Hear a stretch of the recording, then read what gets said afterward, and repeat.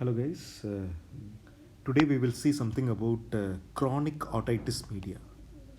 Chronic otitis media.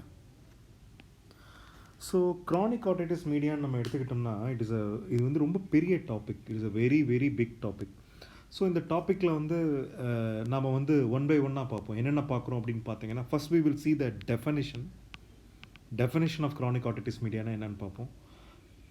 அதுக்கப்புறமா we will see about the pathology. Then we will see about the etiology. Then we will see about the diagnosis.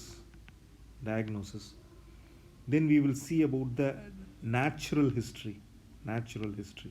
இப்போது chronic otitis media அப்படின்னு எடுத்துக்கிட்டோம்னா, problem with chronic otitis media என்னென்னா, ஒவ்வொரு புக்கும் ஒவ்வொரு விதமாக describe பண்ணுவாங்க. ஒவ்வொரு புக்கும் ஒவ்வொரு டிஃப்ரெண்ட் கைண்ட் ஆஃப் எக்ஸ்ப்ளனேஷன்ஸ். இதுக்கு என்ன ட்ரீட்மெண்ட்டு, இது என்ன அது என்ன, அதாவது இதுக்கு மெயினான ரீசன் என்ன அப்படின்னு பார்த்தீங்கன்னா, UK books and US books, UK and US இது ரெண்டுமே வந்து ரொம்ப பயங்கரமாக இது வந்து வேரியேஷன்ஸ் இருக்கும். ஒரு யூகே ஆத்தர் புக்கில் க்ரானிக் ஆட்டிட்டிஸ் மீடியா பற்றி கொடுத்துருக்கிற எக்ஸ்ப்ளனேஷனும், ஒரு யூஎஸ் ஆத்தர் புக்கில் பற்றி கொடுத்துருக்கிற எக்ஸ்ப்ளனேஷன்ஸும் ரொம்ப வேரியிங்காக இருக்கும், ரொம்ப டிஃப்ரென்ஷியலாக இருக்கும். ஸோ பட் ஆனால் it is very important. Chronic otitis மீடியாங்கிறது ரொம்ப இம்பார்ட்டண்ட்டான டாபிக். யாருக்கு ரொம்ப இம்பார்ட்டண்ட்டான டாபிக் அப்படின்னு பார்த்தீங்கன்னா, it is both for UGs and PGs ரெண்டு பேருக்குமே க்ரானிக் ஆட்டிட்டிஸ் மீடியாங்கிறது வந்து ரொம்ப ஒரு இம்பார்ட்டண்ட்டான டாபிக். ஸோ இப்போ நான் ரெண்டு புக்கையுமே ஓரளவுக்கு மிக்ஸ் பண்ணி ஓரளவுக்கு ரீசனபிளி ஒரு good definition, good explanation about chronic otitis மீடியாவை நான் இந்த வீடியோவில் கொடுக்க ட்ரை பண்ணுறேன். Okay, so to begin with chronic otitis media. So க்ரானிக்குங்கிற பேர்லேயே இருக்குது. So it is a condition that is lasting for a long time. So acute otitis media lasts for, அதாவது அதில் வர்ற சிம்டம்ஸ் வந்து 6 வீக்ஸ்னு ஒரு டார்கெட் வச்சுக்கலாம். So anything that is happening greater than 6 weeks should be classified as chronic otitis media. அது வந்து ஒரு முக்கியமான பாயிண்ட். ஸோ இந்த க்ரானிக் ஆட்டிட்டிஸ் மீடியாவை டிஃபைன் பண்ணுறது எப்படி, இந்த க்ரானிக் ஆட்டிட்டிஸ் மீடியாவை எப்படி டிஃபைன் பண்ணுறாங்க அப்படின்னு பார்த்தீங்கன்னா, இதை வந்து ரெண்டு விதமாக டிஃபைன் பண்ணலாம். ஒரு டெஃபனிஷன் என்ன அப்படின்னு பார்த்தீங்கன்னா, ஒரு யூஎஸ் ஆத்தர் புக்கில் இருக்கிற ஒரு டெஃபனிஷனை நான் கோட் பண்ணுறேன். அது என்ன அப்படின்னு பார்த்தீங்கன்னா, chronic otitis media is an inflammatory process in the middle ear space. அதாவது என்ன, ஃபஸ்ட் நான் யூஎஸ் ஆத்தர் புக்கை கோட் பண்ணுறேன். Chronic otitis media is an inflammatory process in the middle ear space, ஓகேவா, that results in long term or more often permanent, that results in long term or permanent changes in the tympanic membrane, including என்னவா இருக்கலாம் அப்படின்னு கேட்டிங்கன்னா, it could be atelectasis, it could be perforation, it could be tympanosclerosis, it could be retraction pocket, or it could be a cholesteatoma. இதில் என்ன வந்தாலும், whatever may be the thing, it is defined as chronic otitis media. So chronic otitis media is defined as an inflammatory process in the middle ear space that results in long-term or permanent changes in the tympanic membrane, including atelectasis, perforation, tympanosclerosis, retraction pocket or cholesteatoma. இது வந்து US author definition. இது very similar thing. இது மாதிரியே இருக்கிற இன்னொரு definition என்ன அப்படின்னா, UK ஆத்தரோட definition. So அவங்க என்ன சொல்கிறாங்க அப்படின்னா, the diagnosis of chronic otitis media implies a permanent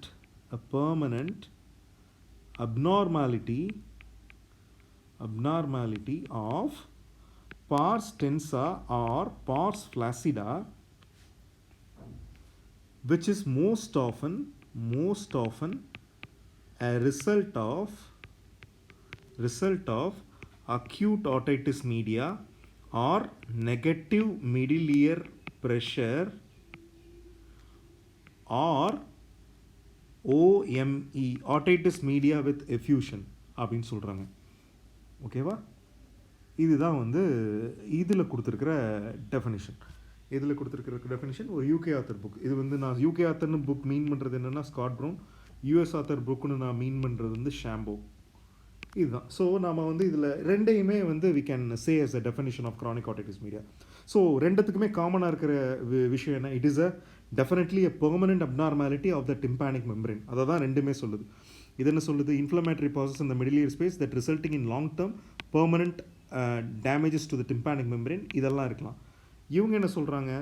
இது வந்து the permanent abnormality of the tympanic membrane either pars tensa or flaccida most often as a result of acute otitis media or middle ear pressure, the negative middle ear pressure or otitis media with effusion சொல்கிறாங்க. So இது வந்து ஒரு காமனான terminology.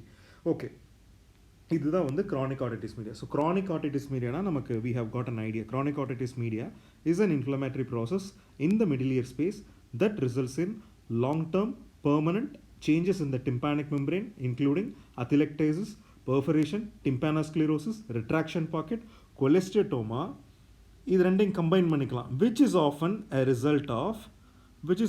result of acute otitis media, negative middle ear pressure or otitis media with effusion.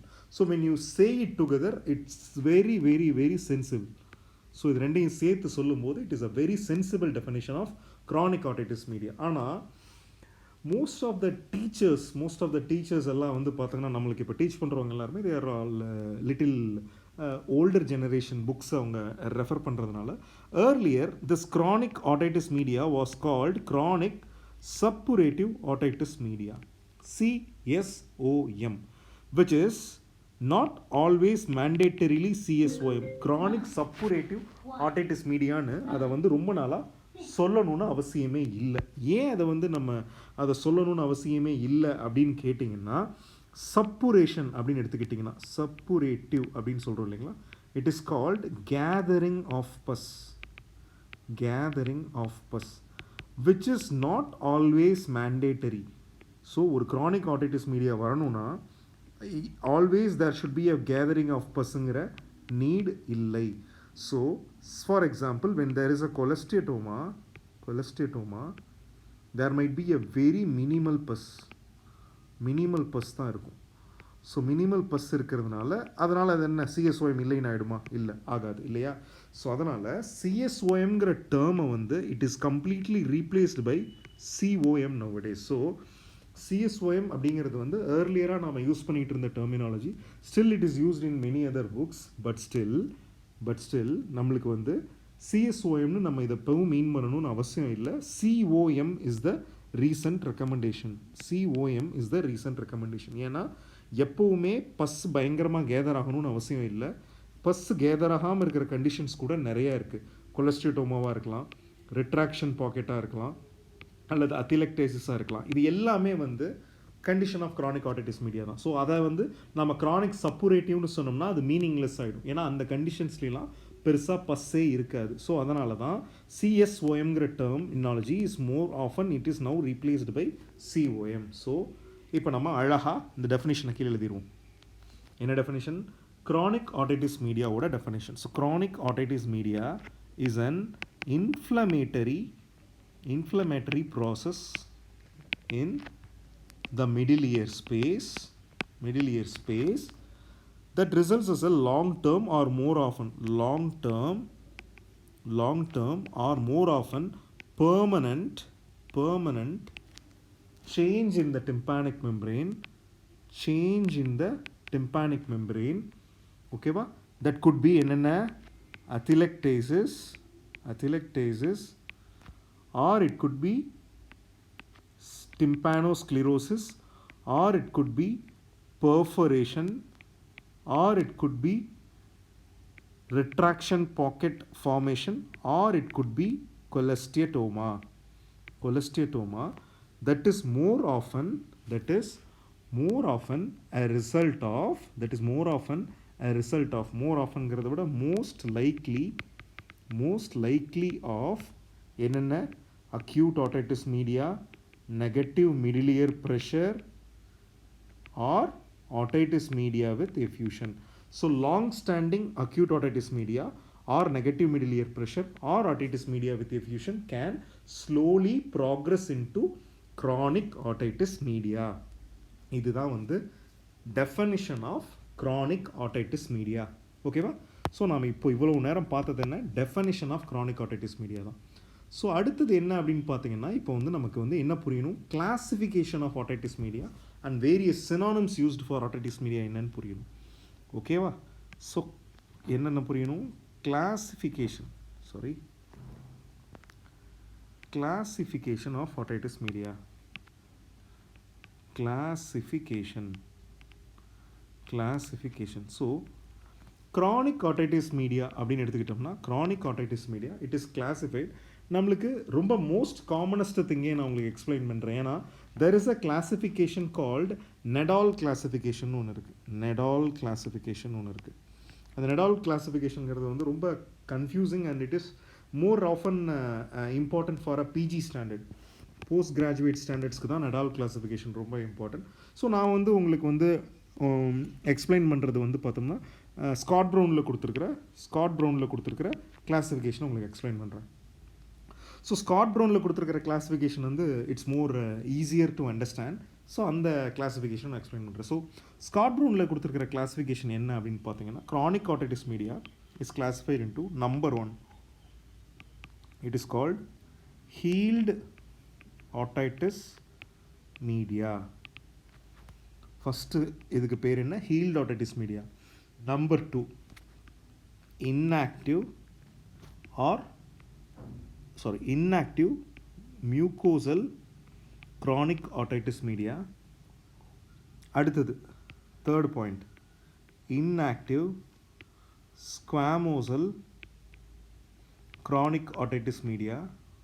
நாலாவது classification, active mucosal chronic otitis media. அஞ்சாவது active squamosal chronic otitis media. So chronic otitis media altogether it is classified into 5 important varieties: healed otitis media, inactive mucosal chronic otitis media, inactive squamosal chronic otitis media, active mucosal chronic otitis media, active squamosal chronic otitis media. இந்த மாதிரி முக்கியமான கிளாஸிஃபிகேஷனாக chronic otitis மீடியாவை பிரிக்கிறோம். Okay, so இதை வந்து பேசிக்கலாக நம்ம ஈஸியாக அண்டர்ஸ்டாண்ட் பண்ணிக்கிறதுக்கு நான் உங்களுக்கு என்ன பண்ணுறேன் அப்படின்னு கேட்டிங்கன்னா, I will try to add up things. So பேசிக்கலாக இதை எப்படி வந்து இது பண்ணிக்கலாம் அப்படிங்கிறத பார்ப்போம். ஓகேவா? பேசிக்காக இதை எப்படி நம்ம இது பண்ணிக்கலான்னு பார்ப்போம். ஓகே இப்போ வந்துட்டு பார்த்தீங்கன்னா, நம்மளுக்கு வந்து என்னென்ன சொல்லியிருக்கேன், இப்போ நம்ம வந்து எப்படி இதை ஈஸியாக அண்டர்ஸ்டாண்ட் பண்ணிக்கலாம், இந்த கிளாஸிஃபிகேஷனை எப்படி ஈஸியாக அண்டர்ஸ்டாண்ட் பண்ணிக்கிறது அப்படின்னு பார்ப்போம். ஸோ பேசிக்கலாக chronic otitis மீடியாவை எடுத்துக்கிட்டிங்கன்னா, chronic otitis media அப்படின்னு எடுத்துக்கிட்டிங்கன்னா, it is classified into 2 types: mucosal disease, mucosal disease, squamosal disease. இந்த mucosal disease அல்லது squamosal disease வந்து என்ன ஆகும் அப்படின்னு கேட்டிங்கன்னா, அது வந்து ஆக்டிவ் ஸ்டேட்லேயும் இருக்கலாம் அல்லது இன்ஆக்டிவ் ஸ்டேட்லேயும் இருக்கலாம். அதே மாதிரி ஸ்குவாமோசல் டிசீஸும் ஆக்டிவ் ஸ்டேட்லேயும் இருக்கலாம், இன்ஆக்டிவ் ஸ்டேட்லேயும் இருக்கலாம். It could be active or inactive. இந்த மாதிரி இருக்கிறத இதுதான் நாளையும் ஒரு கிளாஸிஃபிகேஷனாக சொல்கிறோம். அதே மாதிரி chronic otitis media ஒரு பேஷண்ட்டுக்கு வந்து அந்த பேஷண்ட் கம்ப்ளீட்டாக அந்த டிசீஸ்லேருந்து ஹீலும் ஆகிருக்கலாம், அதையும் ஒரு கிளாஸிஃபிகேஷனாக வச்சுக்கிறாங்க. ஸோ chronic otitis media எப்படி பிரிக்கிறாங்க, mucosal disease, squamosal disease and healed chronic otitis media ன்னு பிரிக்கிறாங்க. இந்த mucosal disease is again divided into active and inactive. Squamosal disease is again divided into active and inactive. இந்த mucosal disease தான் என்னன்னு சொல்கிறாங்கன்னா, டியூபோடிம்பேனிக் டிசீஸ்ன்னு சொல்கிறோம். அதே மாதிரி இந்த ஸ்குவாமோசல் டிசீஸை தான் இன்னொரு பேர் என்ன அப்படின்னு கேட்டிங்கன்னா, அட்டிகோ ஆண்ட்ரல் டிசீஸ்னு சொல்கிறோம். புரியுதுங்களா? ஸோ இதே மியூக்கோசல் டிசீஸ்க்கு இன்னொரு பேர் என்ன, டியூபோடிம்பேனிக் டிசீஸ். அதவே தான் sometimes some of the professors எப்படி சொல்கிறாங்கன்னா சேஃப் ஆட்டைட்டிஸ் மீடியான்னு சொல்கிறோம். அதே இது ஸ்குவாமோசல் வெரைட்டியை அன்சேஃப் ஆட்டைட்டிஸ் மீடியான்னு சொல்கிறோம். புரிஞ்சிருச்சிங்களா? ஸோ chronic otitis மீடியாவை ஓவராலாக chronic otitis media is divided into 5 important categories. Number 1, healed chronic otitis media. Number 2, mucosal disease. Mucosal is again divided into active mucosal, inactive mucosal. Number 3, squamosal variety, which is again divided into active squamosal, inactive squamosal. அவ்வளோதான். இந்த mucosal disease கூட இன்னொரு பேர் தான் டியூபோடிம்பேனிக் disease. இந்த ஸ்குவாமோசல் டிசீஸோட இன்னொரு பேர் தான் அட்டிகோஆண்ட்ரல் டிசீஸ். மியூக்கோசல் டிசீஸ் தான் otherwise they are calling it as safe CSOM and squamosal disease they are calling it as unsafe COM. ஏன் இந்த சேஃப் அண்ட் அன்சேஃப் அப்படின்னு பார்த்தீங்கன்னா காம்ப்ளிகேஷன்ஸ் வந்து மியூக்கோசல் டிசீஸில் கம்மியாகவும் அதே இது காம்ப்ளிகேஷன்ஸ் வந்து ஸ்குவாமோசல் டிசீஸில் அதிகமாகவும் இருக்கிறதா ஒரு பெர்செப்ஷன், ஒரு பிலீஃப் இருக்குது. அப்படின்னா என்ன அர்த்தம்? மியூக்கோசல் டிசீஸில் உங்களுக்கு வந்து காம்ப்ளிகேஷனே வராதுன்னு அர்த்தமா? கிடையாது. ஸ்குவாமோசல் டிசீஸ்னால் கட்டாயமாக காம்ப்ளிகேஷன் வந்துரும்னு அர்த்தமா? கிடையாது. ஆனால் இன்சிடென்ஸ் அப்படின்னு எடுத்துக்கிட்டிங்கன்னா squamosal is proven to be more dangerous compared to mucosal. அதனால தான் ஸ்குவாமோசல் டிசீஸுக்கு இன்னொரு பேராக அன்சேஃபும் மியூக்கோசல் டிசீஸ்க்கு இன்னொரு பேராக சேஃபும் வைக்கிறாங்க. இன்னொரு விதமாகவும் கிளாஸிஃபை பண்ணுவாங்க. இந்த மாதிரி ஒரு படம் பார்ப்பீங்க, நம்ம மிடில் இயர் கிளெஃப்டை வரைவாங்க, மேஸ்டாய்டு, இது மிடில் இயர் கேவிட்டி, இங்கேருந்து இங்கே யூஸ்டேஷன் டியூப் போகுது. இந்த மிடில் இயர் கிளெஃப்டை வந்து ரெண்டாக பிரிச்சுப்பாங்க. இப்படி ரெண்டாக பிரிச்சுருவாங்க. ஸோ இது மாதிரி ஆன்டிரோ இன்ஃபீரியராக இந்த பக்கம் இருக்கிறது வந்து டியூபோடிம்பேனிக் டிசீஸ்ன்னு சொல்லுவாங்க. அதே இது அட்டிகோ ஆண்டல் இந்த பக்கம் வர டிசீஸ் வந்து என்னென்னு சொல்லுவாங்க? ஸ்குவாமோசல் டிசீஸ்ன்னு சொல்லுவாங்க, ஆர் அட்டிகோ ஆண்டல்னு சொல்லுவாங்க. இது வந்து டியூபோடிம்பேனிக்னு சொல்லுவாங்க. இப்போது எடுத்துக்கிட்டிங்கன்னா நம்ம என்னமோ கொலஸ்ட்ரிட்டோமா வந்தால் மட்டும்தான் மாஸ்டாய்டெக்டமி பண்ணுவோம், இல்லை மியூக்கோசல் டிசீஸில் மாஸ்டாய்டெக்டமி பண்ண மாட்டோம். அது மாதிரி நிறைய கன்ஃபியூஷன்ஸ் இருக்குது. So more ideal and more logical and more sequential terms என்ன அப்படின்னு கேட்டிங்கன்னா, இந்த சேஃப் அன்சேஃப்னு we should never say. Anything can become unsafe and anything can become safe. So இந்த சேஃப் அன்சேஃப்ங்கிற terminology is no longer recommended, not at all ரெக்கமெண்டட்னு சொல்லலாம். Safe அன்சேஃப்ங்கிற டெர்மினாலஜியை விட்டுட்டு it is always better to say a disease either a mucosal disease or a tubotympanic disease, squamosal disease or an atticoantral disease. So இந்த tubotympanicனு யார் சொல்லுவா? US author புக்கில் சொல்லுவாங்க. அட்டிகோஆண்ட்ரல்னு யார் சொல்லுவா? யூஎஸ் ஆத்தர் புக்கில் சொல்லுவாங்க. Indian principles most of the times goes with UK. So நாம் we should always preferably say a disease as mucosal or squamosal rather than saying it as atticoantral or tubotympanic. இந்த பேசிக் ஐடியாவை ஞாபகம் வச்சுக்கோங்க. So இவ்வளோ நேரம் நான் என்ன கொடுத்துருக்கேன்னா just an introductory part of chronic otitis media. chronic otitis media பற்றி ஒரு பெரிய அளவிலான ஒரு introduction. So chronic otitis media, it is nothing but a chronic otitis media is an inflammatory process in the middle ear space that results in long-term permanent changes in the tympanic membrane, which includes atelectasis, perforation, tympanosclerosis, retraction pocket, cholesteatoma formation, which is most often a result of acute otitis media, negative middle ear pressure, or otitis media with effusion. The term suppurative is no longer indicated because not in all situations we are getting pus. So it is better to use the terminology as only chronic otitis media. Okay, same thing comes again and comes for the classification. So chronic otitis media is basically classified into healed chronic otitis media, mucosal chronic otitis media, and squamosal chronic otitis media. Mucosal is again divided into active mucosal, inactive mucosal, active squamosal, inactive squamosal. So totally we have 5 different types of chronic otitis media. We have another classification called Nadol's classification, which I am totally avoiding. அதை பற்றி நான் சொல்லலை, வேணா already it is very confusing. If I am saying about Nadol's classification also, it will be very confusing. So this mucosal variety is otherwise called tubotympanic disease and squamosal variety is otherwise called atticoantral disease. It was previously said that mucosal is safe and squamosal is unsafe. It is not always mandatory to be safe. எந்த disease வேணாலும் can go it for complication, but comparatively squamosal disease is more complicated than mucosal disease. So இதை சேஃப்னு இது அன்சேஃப்னு சொல்லிக்கிட்டு இருந்தாங்க. But it is no longer recommended to use the terms safe and unsafe COM. So அதே மாதிரி டியூபோ டிம்பானிக்னா என்ன, அட்டிகோஆண்டல்னா என்ன, எல்லாத்தையுமே நாம் வந்து ஐ ஹவ் எக்ஸ்பிளைன்ட், ஓரளவுக்கு எக்ஸ்ப்ளனேஷன் கொடுத்தாச்சு. Okay, so here we come to the end of classification of chronic otitis media. Okay, so இப்போது நாம் வந்து சொல்கிறோம் இல்லைங்களா, chronic otitis மீடியாவில் இத்தனை வெரைட்டி இருக்குது. அப்போது எதை வச்சு நாம் இதெல்லாம் இருக்குதுன்னு சொல்கிறோம், எதை வச்சு நாம் வந்து chronic otitis மீடியாவில் இதெல்லாம் சொல்கிறோம் அப்படின்னு கேட்டிங்க அப்படின்னா, இட்ஸ் அ ஒண்டர்ஃபுல் திங். என்னென்ன, இப்போ நமக்கு 5 கிளாஸிஃபிகேஷன் தெரியும், 5 பாயிண்ட் இருக்குதுன்னு தெரியும், 5 கிளாஸிஃபிகேஷன். ஸோ ஃபஸ்ட்டு கிளாஸிஃபிகேஷன் என்ன சொன்னேன், ஹீல்டு chronic otitis மீடியான்னு சொன்னேன். ஸோ ஹீல்டு chronic otitis மீடியானா அதை வந்து என்ன சொல்லுவாங்கன்னா, அதில் வந்து டிம்பானோஸ்க்ளிரோசிஸோ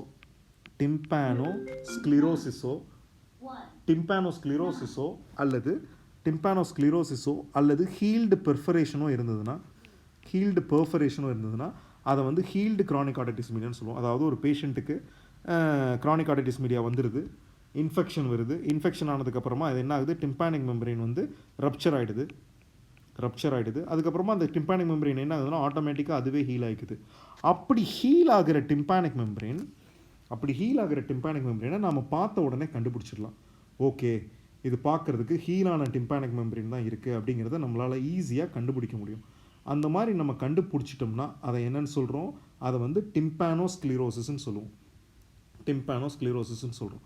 ஸோ நம்மளுக்கு வந்து நார்மல் டிம்பானிக் மெம்பரேன் எப்படி இருக்குன்னு உங்களுக்குலாம் தெரியும். நான் இப்போ இந்த டிம்பானோஸ்க்ளிரோசிஸ் எப்படி இருக்குங்கிறத காட்டுறேன். ஸோ டிம்பானோஸ்க்ளிரோசிஸ் அப்படின்னு எடுத்துக்கிட்டிங்கன்னா, சே ஃபார் எக்ஸாம்பிள், ஒரு நிமிஷம் இருங்க. Okay, so look at this picture, the first picture. Okay, இந்த ஃபஸ்ட்டு பிக்சரை பார்த்தீங்கன்னா you can see there is a whitish thing. இந்த இடத்துல எல்லாம் there is a whitish thing. It looks like the tympanic membrane-ல ஒரு ஸ்கார் உண்டான மாதிரி இருக்குது இல்லைங்களா, டிம்பானிக் மெம்பரேனில் ஒரு ஸ்கார் உண்டான மாதிரி இருக்குது. இதை தான் நம்ம என்னென்னு சொல்கிறோம், டிம்பானோஸ்க்ளிரோட்டிக் பேட்ச்னு சொல்கிறோம். புரியுதுங்களா, இதுக்கு பேர் தான் என்னென்னு சொல்கிறோம், டிம்பானோஸ்க்ளிரோட்டிக் பேட்ச். இதுதான் வந்து டிம்பானோஸ்க்ளிரோசிஸ். இதுக்கு அதர்வைஸ் கால்டு என்ன அப்படின்னு கேட்டிங்கன்னா ஹீல்டு ஆட்டிட்டிஸ் மீடியா அப்படின்னு பேர். இதுக்கு பேர் தான் ஹீல்டு ஆட்டிட்டிஸ் மீடியா. ஸோ டிம்பானோஸ்க்ளிரோட்டிக் பேட்ச்னால் உங்களுக்கு என்னென்னு தெரிஞ்சிருச்சு, ரைட்டுங்களா? ஓகே, அடுத்த கிளாஸிஃபிகேஷன் அது என்ன, அதாவது ஒரு ஆட்டிட்டிஸ் மீடியா வந்து அந்த பேஷண்ட்டுக்கு என்ன இருக்குது, அந்த ஆட்டிட்டிஸ் மீடியா வந்து ஹீல் ஆகிடுது. ஹீல் ஆனதுக்கப்புறம் அதை நம்ம என்னென்னு சொல்கிறோம், ஹீல்டு டிம்பானிக் மெம்பரேன்னு சொல்கிறோம். அந்த ஹீல்டு டிம்பானிக் மெம்பரேனை தான் நம்ம ஹீல்டு ஆட்டிட்டிஸ் மீடியா அப்படின்னு எக்ஸ்பிளைன் பண்ணுறோம். அது பார்க்குறதுக்கு இந்த மாதிரி ஒரு ஒரு ஒரு ஒரு ஒரு டைமெரிக் அந்த டிம்பானோஸ்க்ளிரோட்டிக் பேட்சோட இருக்கும். அதை தான் நம்ம என்னென்னு சொல்கிறோம், ஹீல்டு chronic otitis மீடியான்னு சொல்கிறோம். அடுத்தது inactive mucosal chronic otitis media. அடுத்ததுக்கு பேர் என்ன, inactive mucosal chronic otitis media. ஏன் அதை வந்து இன்ஆக்டிவ் மியூக்கோசல்னு சொல்கிறோம் அப்படின்னு கேட்டிங்கன்னா, இன்ஆக்டிவ் மியூக்கோசல். ஓகே, எதனால் அதை இன்ஆக்டிவ் மியூக்கோசல்னு சொல்கிறோம் அப்படின்னா, ஒரு டிம்பானிக் மெம்பரேன் இருக்குது. இந்த டிம்பானிக் மெம்பரேனில் ஒரு பெரிய பெர்ஃபரேஷன் இருக்குது. ஆனால் இந்த பெர்ஃபரேஷன் எப்படி இருக்குது அப்படின்னு பார்த்தீங்கன்னா, அந்த பெர்ஃபரேஷன் வந்து ஒரு பெர்மனன்ட் பெர்ஃபரேஷனாக தான் இருக்குது. ஆனால் அந்த பெர்ஃபரேஷன் வந்து பார்த்தீங்கன்னா பார்ஸ் டென்ஸால் தான் இருக்குது. எங்கே இருக்குது, பார்ஸ் டென்ஸா. டிம்பானிக் மெம்பரேனில் 2 பார்ட் இருக்குது. மேலே இருக்கிற பார்ட்டுக்கு பேர் ஃப்ளாசிடா, கீழே இருக்கிற பார்ட்டுக்கு பேர் tensa. So perforation is in the pars tensa. And அந்த பெர்ஃபரேஷன் வந்து எப்படி இருக்குன்னா, பெர்ஃபரேஷன் மட்டும் இருக்குது. இந்த இயர் பார்க்குறதுக்கு எப்படி இருக்குன்னா ட்ரையாக இருக்குது. அதில் எந்த ஒரு விதமான பஸ்ஸு, மியூக்கோசல் இன்ஃப்ளமேஷன் எதுவுமே இல்லை. அப்படி இருந்துச்சுன்னா அதை நம்ம என்னன்னு சொல்கிறோம், இன்ஆக்டிவ் மியூக்கோசல் வெரைட்டின்னு சொல்கிறோம். அதுக்கு பேர் என்ன, இன்ஆக்டிவ் மியூக்கோசல் வெரைட்டின்னு சொல்கிறோம். Right, okay. அடுத்தது என்ன, இன்ஆக்டிவ் ஸ்குவாமோசல் வெரைட்டி. அடுத்த வெரைட்டிக்கு பேர் என்ன, இன்ஆக்டிவ் ஸ்குவாமோசல் வெரைட்டி. ஓகே, அந்த இன்ஆக்டிவ் ஸ்குவாமோசல் வெரைட்டினா என்ன அப்படின்னு பார்த்தீங்கன்னா, இன்ஆக்டிவ் ஸ்குவாமோசல் வெரைட்டி. ஸோ நம்ம ஸ்குவாமோசல் பார்க்கறதுக்கு முன்னாடி we will again see the mucosal variety. Active மியூக்கோசல்னால் என்னென்னு பார்ப்போம். Mucosal active.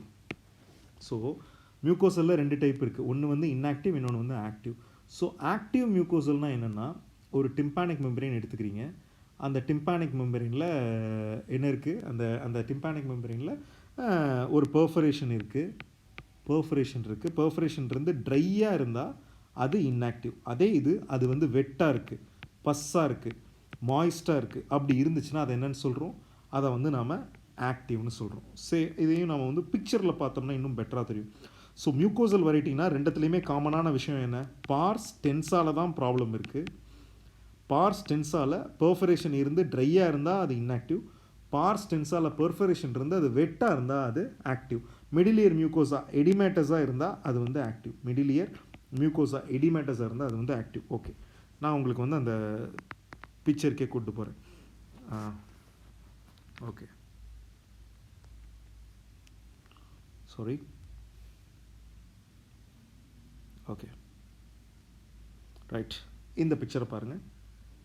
இதில் நமக்கு வந்து அந்த டிம்பானிக் மெம்பரேன் தெரியுது. இந்த பிக்சர் மட்டும் பாருங்கள். இதில் நமக்கு டிம்பானிக் மெம்பரேன் தெரியுது. அதில் பார்ஸ் டென்ஸால் மட்டும் ஒரு பெர்ஃபரேஷன் தெரியுது. பார்ஸ் டென்ஸால் மட்டும் ஒரு பெர்ஃபரேஷன் தெரியுது. இது வந்து ட்ரையாக இருக்குது. அதே இது இந்த பிக்சரை பாருங்களேன். பார்ஸ் டென்ஸால் ஒரு பெர்ஃபரேஷன் இருக்குது, ஆனால் அது எப்படி இருக்குது, அதில் வந்து பயங்கரமாக என்ன இருக்குது, கிரானுலேஷன் டிஷ்யூ கீழே ரெட்டிஷாக இருக்குது இல்லைங்களா, கிரானுலேஷன் டிஷ்யூ இருக்குது, மியூகோப்பஸ் இருக்குது.